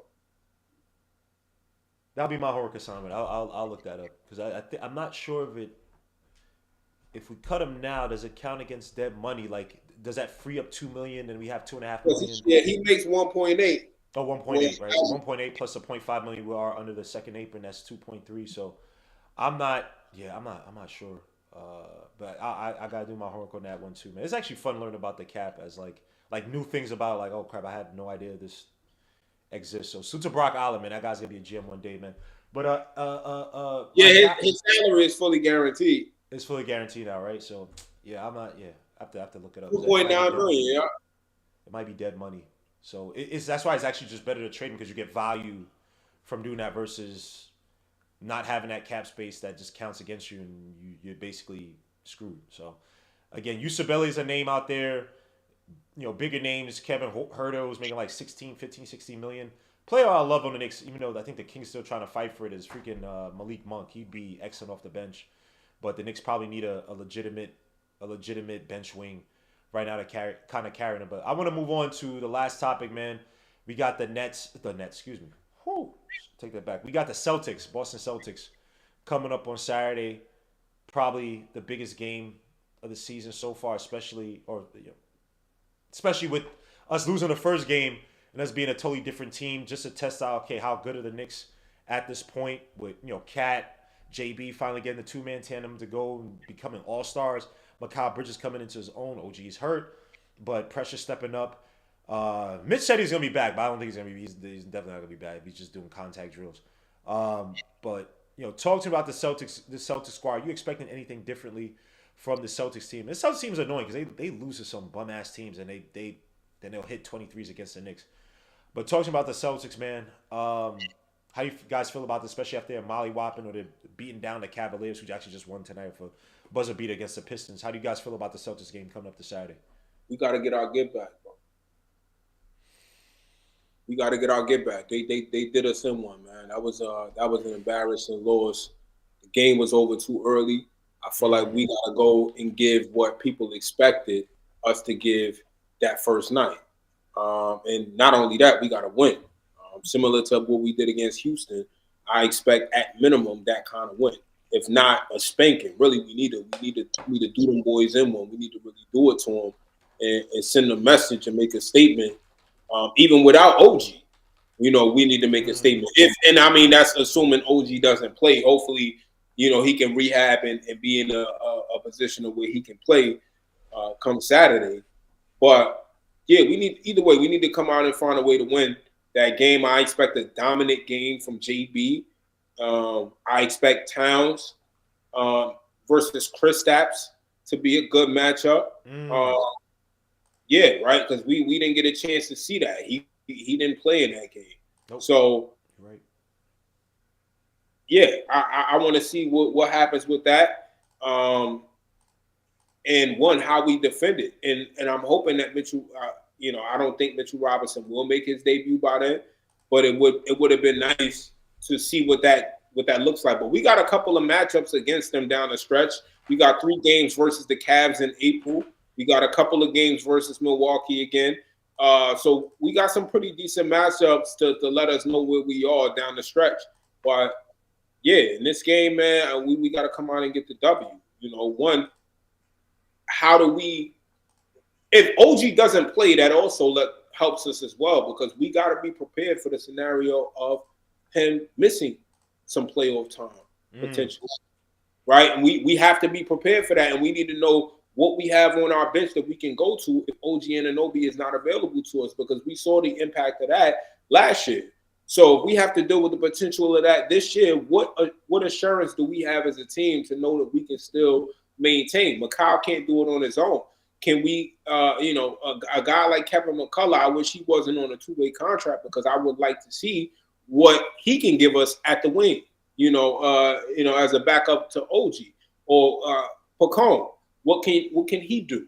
So these are guys that we need to be taking a look at. Shamet, I love Shamet's intensity on the defensive end, but he's just undersized. He's more of Mikal's backup than I would say.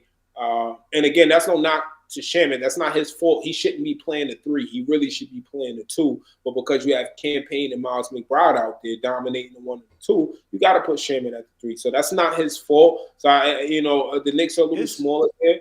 It's not his fault, but damn, can you hit a damn 3-point shot, bro? Like when the game They're not getting him. I mean, Shaman's a high volume shooter. I feel like man.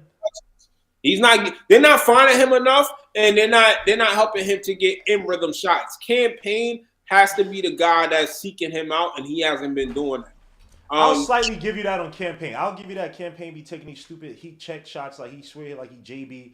But they find Shaman a few times, bro, 2-3 times a game, and your man just be bricking.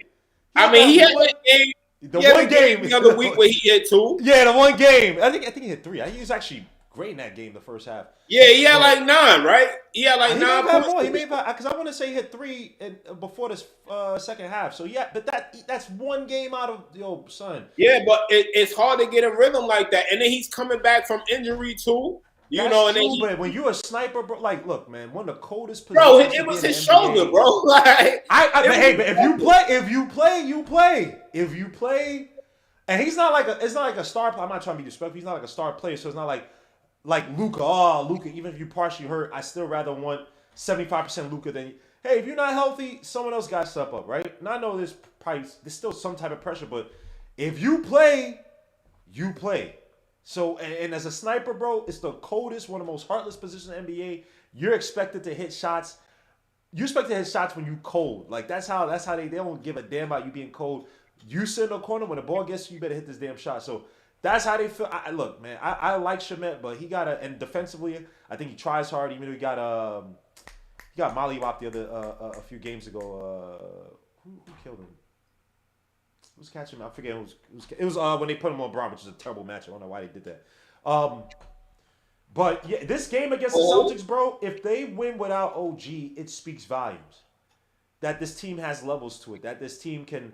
And it sounds obvious, but it gives me so much greater confidence going into the playoffs that you won a game without OG, your prize, re-signing, whatever you want to call it, one of your defensive anchors, one of your better 3-point shooters, when he's on his game. And you beat them without those guys? Like, I'm interested in seeing, like you said, bro, too many games, especially last game where the game was already out of hand by the third quarter. I want to see this team's composure because what the Knicks do in many games where we're losing the lead, they panic, right? Just jack up shots, try to get a quick point, and it's like now you're down by, you're only up by 10. Now you're only up by 8. Now you're only up by 5. Now you're only up by 2, right? We've seen it. We just saw it a few games ago. So I want to see how the Knicks control it. Don't let the pressure get to you. We know they want to shoot threes. We know Drew Holiday's going to dribble, drive, penetrate, kick out. We know what Tatum wants to do. We know they want to jack up shots. How do you guys respond to this, right? And this throughout the whole game. Somebody's going to get hot. We've had, throughout the years, it's either Jaylen Brown is hot in the first half, Tatum's not, and then they switch. Tatum is hot in the first half, Brown is not, then they switch. Oh, freaking Derek White is hot from the outside. Everyone's just shooting bricks for the most part, but they still got 15 threes against us. You know what I'm saying? So I want to see how this team responds. There's levels to this game. And the good thing about this too, bro, the Celtics lose to some bum-ass teams, bro. They lose to some bum-ass teams. I don't know what it is about the Knicks that they always mollywop us, but I've seen the Celtics lose some bum. I've seen the Celtics struggle against the Pistons. Now, granted, the Pistons are a lot better than what we... But this is even early in the season. Like, bro, son, like... So to me, they're not unbeatable. If the Knicks can beat the Celtics, bro, we're just as good in being the first seed. It gives me greater confidence going into the playoffs. And I also think it gives them a boost. Like they know they can play on a certain level. I think when we lost to OKC, not that we went on a losing streak, but that was the end of the winning streak or near the end of the winning streak. I'm forgetting exactly where, but you saw a kind of shift. Like it was like, man, like a balloon got deflated. And I'm hoping with the Knicks we beat the Celtics, bro. And it gives these guys, again, greater confidence. Hukporti, if he has a good game, even come off the bench, that will boost his confidence, especially if he could quasi shut down KP. Cat, if he could have a good game, despite the fact that his thumb is being absolute trash, but establishes him as as the best center in the Eastern Conference, right? Says, you could play on a certain level that in the playoffs you don't have to do the doofy crap you're doing with the Timberwolves. You can be an actual quote unquote ECF or even championship level center. Same thing with Jalen Brunson. We've seen Jalen Brunson struggle where in his head he thinks he has to be the superhero. He has to take 40 shots to help the Knicks win. he doesn't have to do that. He could trust his teammates, use his gravity to set up other players on the squad. Look what he did with Hukporti when he drove, beat the defense. Defense collapsed and had an easy pass to Hukporti underneath. JB could do that for easily 9 to 15, 12 assists a game. You know what I'm saying? So I'm gonna shut up, man. Let me get to Jay Boogie, and I'm gonna get to my brother Overhaul in this game against the Celtics. Jay Boogie, looking mad pensive. I know he's watching this OKC Phoenix game right now, but go ahead, Jay Boogie. Any thoughts on the Celtics game coming up on Saturday? Yeah, I need for the captain to continue on being the floor captain. And I don't he's been a name captain all year. Jay Boogie, I apologize. Jay Boogie, I apologize, sir. Jericho Sims was just traded. Oh, I'm trying to see exactly who he was traded for. Jay Boogie, I apologize, bro. yeah. I felt like it was gonna happen tonight. Man, read the breaking news. Find the breaking news, man. Jericho Sims traded to what the hell? They not Oh, saying the Bucks. What the fuck? to the Bucks. Why did we just do that? We helped out the Bucks in that trade for Chris Middleton and Kyle Kuzma. That frees up money then. If we took nothing back, that frees up money. Yeah, 2 million. So you get 3. You have 3 overall. Sorry, 2. Sorry, you said 1.9 or something, right? Darcy, 1.9 or something. So I gotta check that. So yeah, we helped them out, free up money. So another move must be coming. Okay, we'll see. But sorry, go ahead, Jay Boogie. Yeah, I need the captain to continue on being the floor captain instead of being the name captain that he been all year. Versus the other night when you saw what he was doing when he huddled up all the guys and got guys in the right mind frame to let's handle our business. This is what I need for you to continue on doing. He did it. He did that several times. You even seen him tell Towns, go sit your ass down. You know what I'm saying? He's really like letting that captain name spread amongst the team now. And that's what we need, a floor, a floor leader outside of being the team leader, handling the ball and all that. It's more than that when you're the best player on the team, and then especially when you named as captain. But come Saturday, man, I want to see a fight. I want to see a fight just like the Houston game. That's what I want to see. I need them guys before they tip off. I need them to go to the referees and ask them, "Yo, this is a rival game. This is a division game. It's a conference game. For us, this is our first home game. It's a get back game. How are you gonna call it? Or how you gonna call the game? You gonna let us play? You gonna let us fight? Let us know how you gonna call the game so we'll know how we play. Because once the game start going, and if you tell us you gonna let us play and let us fight, and then you start switching up on us, that gives me the opportunity to remind you. You said you're gonna let us play. I don't think them guys can handle a fight. I really think they really some wussies over there. You know what I'm saying? Especially Tatum. He'll get he'll get all the way out his game. Brown can't play mad. He can play finessely, strong, and act like he's outstripping you until you hit him up and start letting him know that don't mean nothing. Then he want to, act like, okay, the soft guy he really is. But I want to fight. You in our building? I want to fight. We just ran up and down and had a fight with these Houston dudes, and that was a good physical game leading us up into that game. And I'm glad last night I was here with you. That game last night was pretty. Those are type games you just throw away because you're looking forward to something else. They still won the game and get ready to play Boston. We could have laid down and been like, we ain't even think we got Boston on our mind. So that goes to show that these guys are willing. They trying to win all games, but this is a game to let us know where we stand at. Whether if we fully healthy or if OG's not playing, I look for the team still to stand up and inside that 19,812 and get the rocking in that building, and playing off that energy and everything. And then seeing Towns against KP. Yeah, I need to see about it. That's a good game last night leading up to this game, getting some rhythm, getting some confidence, I think he took the tape or whatever off his finger or whatever, That tells me, he ready to play with whatever the injury it is. It is what it is, He's mentally got it blocked out. But, yeah, man, I look for us to, stand up and fight in that build. I'm looking for a victory. You know what I'm saying? A victory. You know what I'm saying? Not the Biggie make me, you rest in heaven. Not the Biggie victory, but give me that Lloyd Banks. The shit you about to get ugly like a masterpiece sneak up in this building. You know what I mean? So, yeah. Yo, that was a cool. Yo, first of all, salute to Master P, man. Y'all got to put some respect on. I just saw him on the Math Hopper podcast Yeah, talking about his what sneakers, y'all man. doing now? What y'all doing? Come on, Hoff, man. Yo, You call me. salute to Lloyd Banks, man. He be on these Knicks spaces, man. He really supports the Yeah, community, man. man. But he had Yo, Hoff, Lloyd Banks, yo, man. He you had need some to cold lines, man. tell Hoff, man, I need to get up in there, man. Call me up in there, man. Yo, You got Master P up. Come on, man. Hoffa. yo, I know Matt you're in Hop. Brooklyn. You right around the corner from my man's show. Get Legion up in there. I Get would love somebody in to. there. I would love to, man. Matt Come Hopper, on, man. man. Please, man. Come Brooklyn on, man. resident. He probably hates Fort Green, but yeah, salute to Matt Hopper, man. That son, ugly like masterpiece. You out of control, Yo, man. Lloyd Banks, you gotta chill, son. Man. Lloyd Banks is one of the best. Let me get to overhaul, man.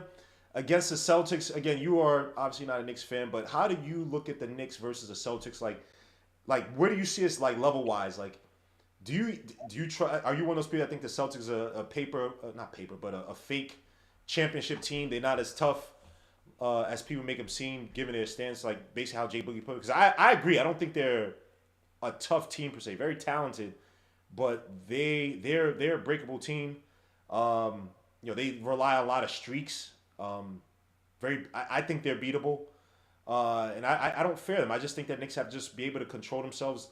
The games that we played Jay Boogie last year, where we give it up 15, 16 threes, 17 threes. Go back and watch those games. There's games where we're right in there and then we panic. We do stupid things. Again, like you said, JB hogging the ball. A leader has to understand when he has to delegate responsibilities to other people, set up other players. And I think that JB, many times when the heat is on him or on the not even on him, on the team, he it's paper leadership. It's I gotta shoot this shot to answer right back. Oh, he caught me on a crossover. He caught me in a shit. I gotta get him right. I gotta be the one. It's like nah, not really. Get it to Cat in the low post. Let him draw the foul. Slow this team up. Slow the run up. Something I should have done against OKC. Set up Cat for the pick and rolls versus having Cat in the corner. The issue that we had in the Cavaliers game. So let me show. I'm blabbering on right now. My bad. Overall. How do you see the Knicks versus the Celtics? Like where we are in regards to like levels and so-called eliteness in the league. I mean, I really respect that the Knicks saw the Celtics and was like, nah, them dudes can't be the champs. We gotta get some dudes in here. And y'all went and got Cat, and y'all got Mikal Bridges. So y'all not scared of facing them, which I think is very important. We see like Philly, they done had Philly's heart for like 7 years. You know what I mean? Like it don't matter who on Philly, they always, crap the bed when they play the Celtics, right? I think I agree that the Celtics, I'm not gonna say a paper tiger. They're not like, okay, let me put it like this. When Golden State won that first chip in 15, Mm-hmm. I don't think a lot of people respected them because they played a bunch of teams with hurt point guards, and in the finals, they played the Cavs without Kyrie and Kevin Love. What they did the next year was start off 24-0. And before the season, they was talking ahead too. They was like, "Oh, y'all mad? All right, man. It's our bad for playing the teams that was in front of us. I promise you, we're gonna do better this year." And they went 24-0 to start the season, right? And you can say whatever you want about the Warriors, and you know I hate the Warriors. Like honestly, I still do hate them, like today. But the one thing I always say about them dudes, man, they wasn't punks, man. Like when it was time, they was down 3-1 to OKC. They could have just packed it up. And Clay was like, "I ain't going." Right? When they played against Houston and Durant got hurt, you thinking, "Oh, it's 2-2. Maybe Houston can get him this year." Nah, we ain't going like that. When they played Toronto in the finals, you know, obviously you had Clay get hurt, you had KD get hurt. They wasn't going. So that's a team that has, I'm trying to think of a PC way to say this, right? But basically, like they with the shits. You know what I mean? Like they were ready to play. I don't think Boston like that. I agree with you on that. I think if y'all can go out there, punch them in the face real quick, just let them know like this is gonna be the real game, they might fold. Now we'll say the flip side of that is you ain't got Anunoby. Them dudes got a lot of talent, man. And sometimes you can just win with talent. Like sometimes you can be soft and just win because you got dudes, and they got a lot of dudes. Like you just look down the roster, you like they got him too. Like they got a lot of dudes, man, and like you can disagree with Missoula's game plan and like his focus for the team, but the team's all rowing in that direction, right? Like they bought in. They're like, yeah, we're gonna shoot 53s a game. You know what I mean? Catch us if you can, type shit, right? For y'all, I agree. Important game. For them, not really. Like they already done won the chip. They know they're gonna be back in the conference finals. Like who gonna knock them out before they get there, right? So I do think again for y'all, like it's I ain't gonna say a turning point. It's one game out of 82, right? But it is one of them situations where it's like, yo, where are we at right now? Like, what can we reliably do right now, even when we're not at 100%? Like, if you go out there and you win, hey, feather in the cap, right? If you go out there, fight hard, and you lose, hey, we ain't got Anunoby. We're gonna be better when we got Anunoby, right? But you gotta go out there and show like your commitment to the play, right?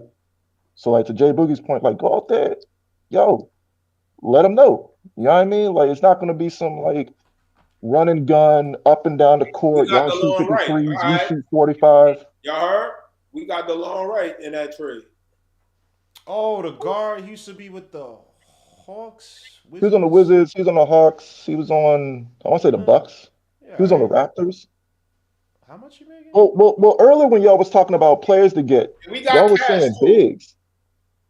Y'all was saying bigs, and I'm like, y'all got a bunch of bigs. Don't y'all need a two? Like, who's y'all two? We need a wing badly. You got wings. You got two wings. Nah, off the bench. Who's our wings off the bench? You could. And he's gonna play better in Thibs' system. He didn't play well for Milwaukee, but the long right's gonna play good for Thibs.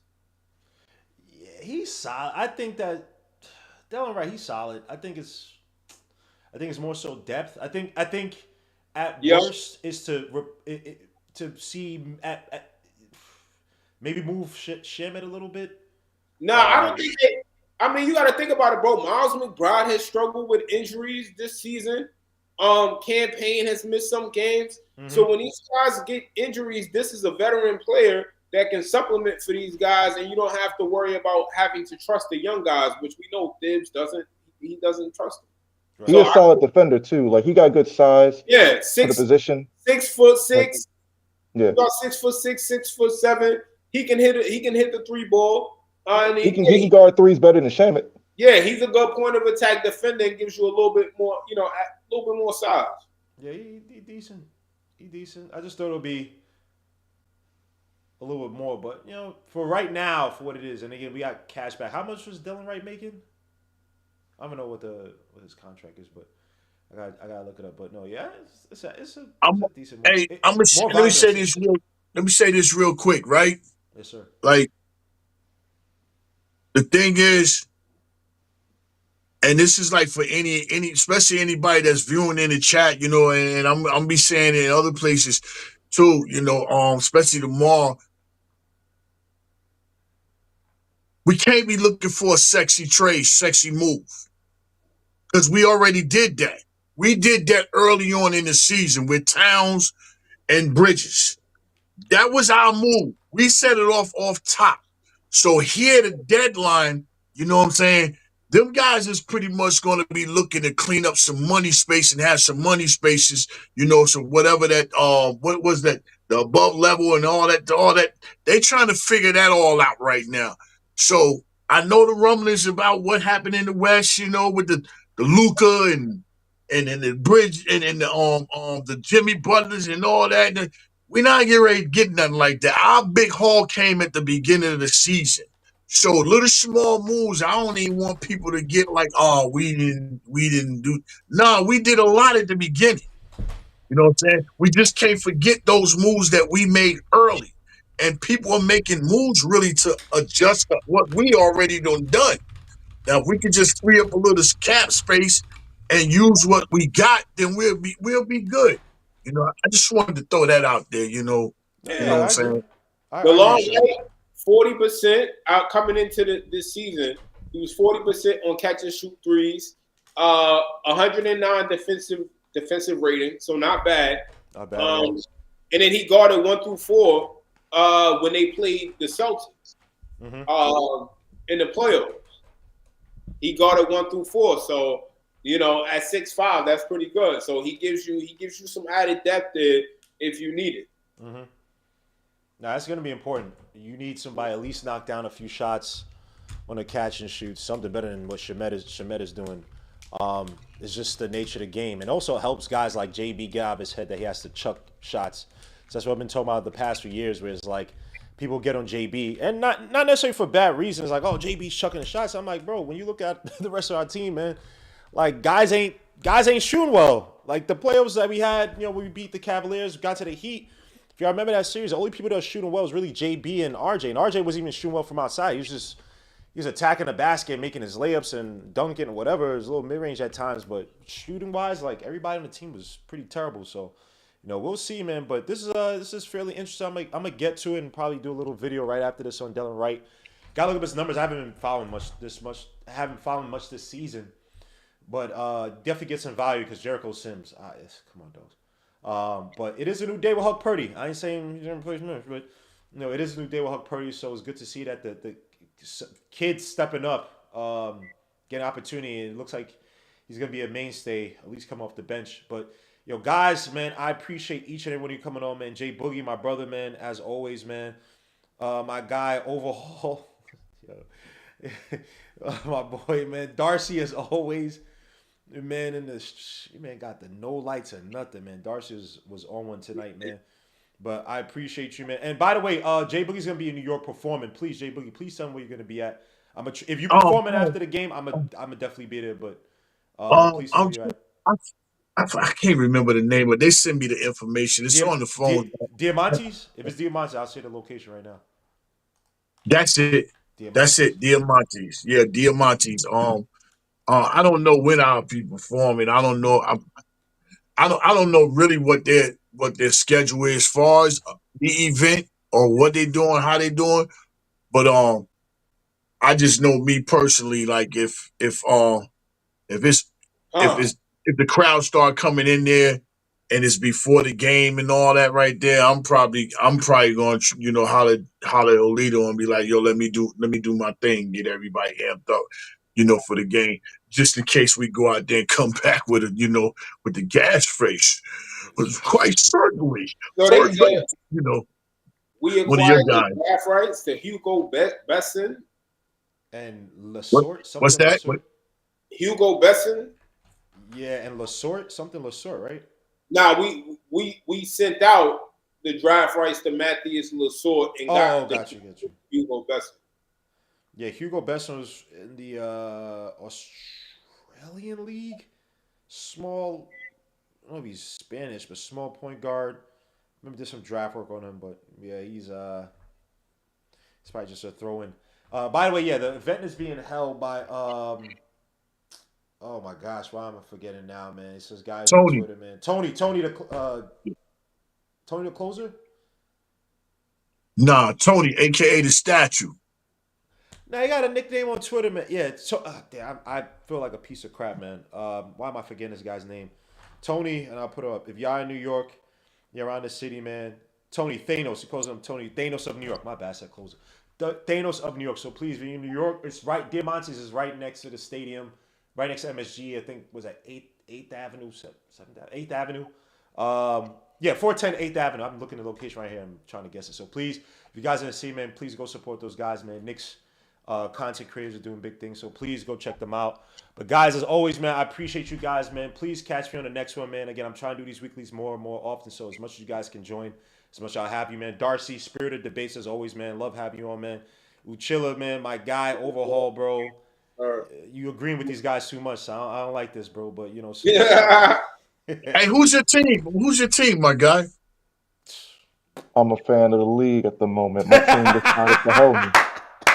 But I'm gonna tell you what happened. Hey, they some shit. Then I'm gonna tell you what happened. No, I'm gonna tell you what happened. So I hit up Ted Leonsis. I was like, "Yo, Ted, don't give Bradley Beal the supermax." He was like, "Yo, I'm gonna do you one better. I'm gonna give him a supermax and a no trade." And I was like, "Oh, okay, cool. You calling my bluff then?" So I had to leave, bro. He called my bluff crazy. Over there. You was over there with the Gizzards, the Washington Gizzards. Bro, it's tough, man. It's been a tough lifetime. Oh my God. But y'all good now. Y'all got your man Jaden Good Daniels now. killing now. Hey, You yo, still let me First of tell all, you some, let me not give you rooting some for him. love. Let me give you some love and some hope, my guy. And remember I said this. Y'all get ready to get Cooper Flag. Just pay attention to his name as a flag, and that flag is over there in DC. I'm telling you that. Remember I told you, y'all get ready to get Cooper Flag. y'all. We Let I'm me about to tell get telling y'all Adam Morrison. something. You We about to want get Adam Morrison. That's what you're he ain't saying? Adam That's what's Morrison, up, man. but you That's what's want. up. Here, I'll tell you this. You want Ace Bailey. You wanna pray for you. Ace Bailey. I, I'm a fan No. of the league, brother. You don't like Ace Bailey, I don't Jay care. No, Boogie? I don't care who the Wizards get. You not a fan of Ace Bailey? For me, you talking to me? Yes, I'm talking to you, sir. Yo, let me tell you something. Come I on, seen man. this dude in games going. I seen this dude just really, putting up left hand floaters and all that tight opposite hand. This dude, right? He's 18 years old. 18, son, This dude is coming. son. This guy got the whole package, yo. The whole package. I ain't Pause. say yo. Shut up, Darcy. I ain't saying nothing. I agree. Man, I Nah, agree. listen. I had to say pause. I had to. Yo, Yeah, I come on. mean, That's an OG, man. You can't say it to the OG, man. I Come get it. I on, couldn't help it. y'all. I couldn't Come all help right. it, on. bro. Well, let me flip Well, it. he had, well, With this guy, he had two this tough blows back to back, like oh, so you're just going to add something more to it to make it receive a pause, all right? Okay, well let My me flip it. bad, man. This It guy's was a just this guy's a Lex Luger then. How about that? He's a Lex Luger then. it was just very difficult. It was very difficult. Yo, I I had to could the say it. first one. The first one, I was like, all right, all right. I just no more Jay Boy. I was like, I can't. I'm not gonna do it to the OG. And then this guy, yo. Y'all dudes did nothing but crack jokes in junior high school. You crack jokes in junior high school. Spit, vault, pause. You spit it out the straw and people. That's all y'all did, man. Yo, That's them Brooklyn yo. dudes, man. That's them Brooklyn Oh, dudes, man. now you not Brooklyn. Now you see. Thank you. He I said it in front told of you. everybody. I told He you. said it in front I'm of Kings everybody. County. I'm This man, Kings County. I'm this man Kings sat, County. this man sat up here talking about yo. I'm from Coney Island. Yo, Hold on. I didn't I say. was in Hold on. East. Hold on. Oh, sorry, no, he lived. Go. Sorry, he lived in Coney Island. Yo, I lived in Coney That's Island. right. Yo, Rewind the footage. I lived in East New York. Yo, I, you see I how they lived in do? those places. You see how they use Brooklyn to I their lived in advantage? those places.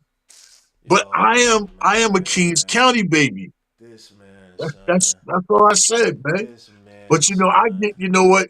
You Brooklyn guys, man. I Yeah, mean, you Brooklyn. Look how he changes his accent. you You Brooklyn Brooklyn guys. guys, man.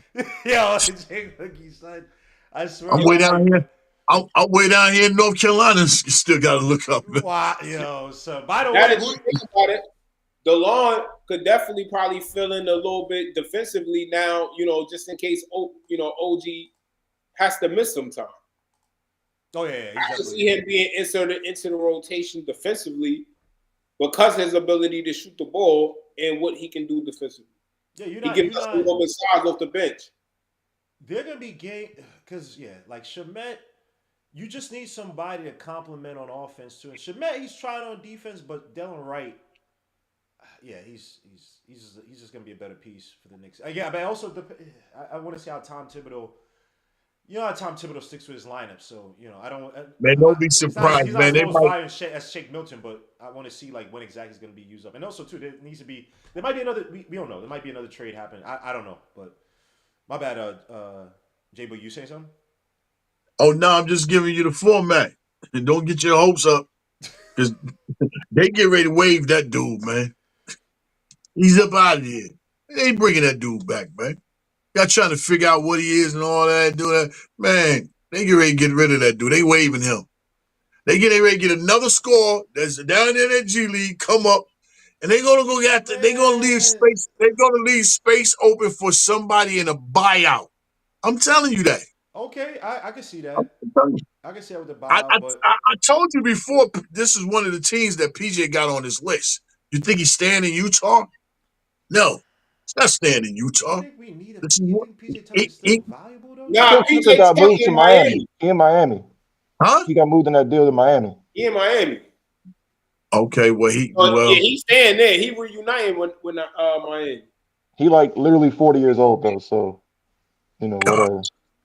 Oh man. Oh man, I gotta talk to PJ some Tucker is people. done, man. I gotta PJ talk to some Tucker people. is done. I, He's I like bad. PJ Tucker when he was healthy, but come on, son. PJ's done. Yeah, this deal's funny stop. But yo, guys, I appreciate you guys, man. I'm about to. Yeah, I need to get more on this deal, man. I appreciate you guys, man. Peace, salute. God bless, and I will Peace. talk to you guys on the next one. We out. Peace, peace, peace, peace, peace, peace.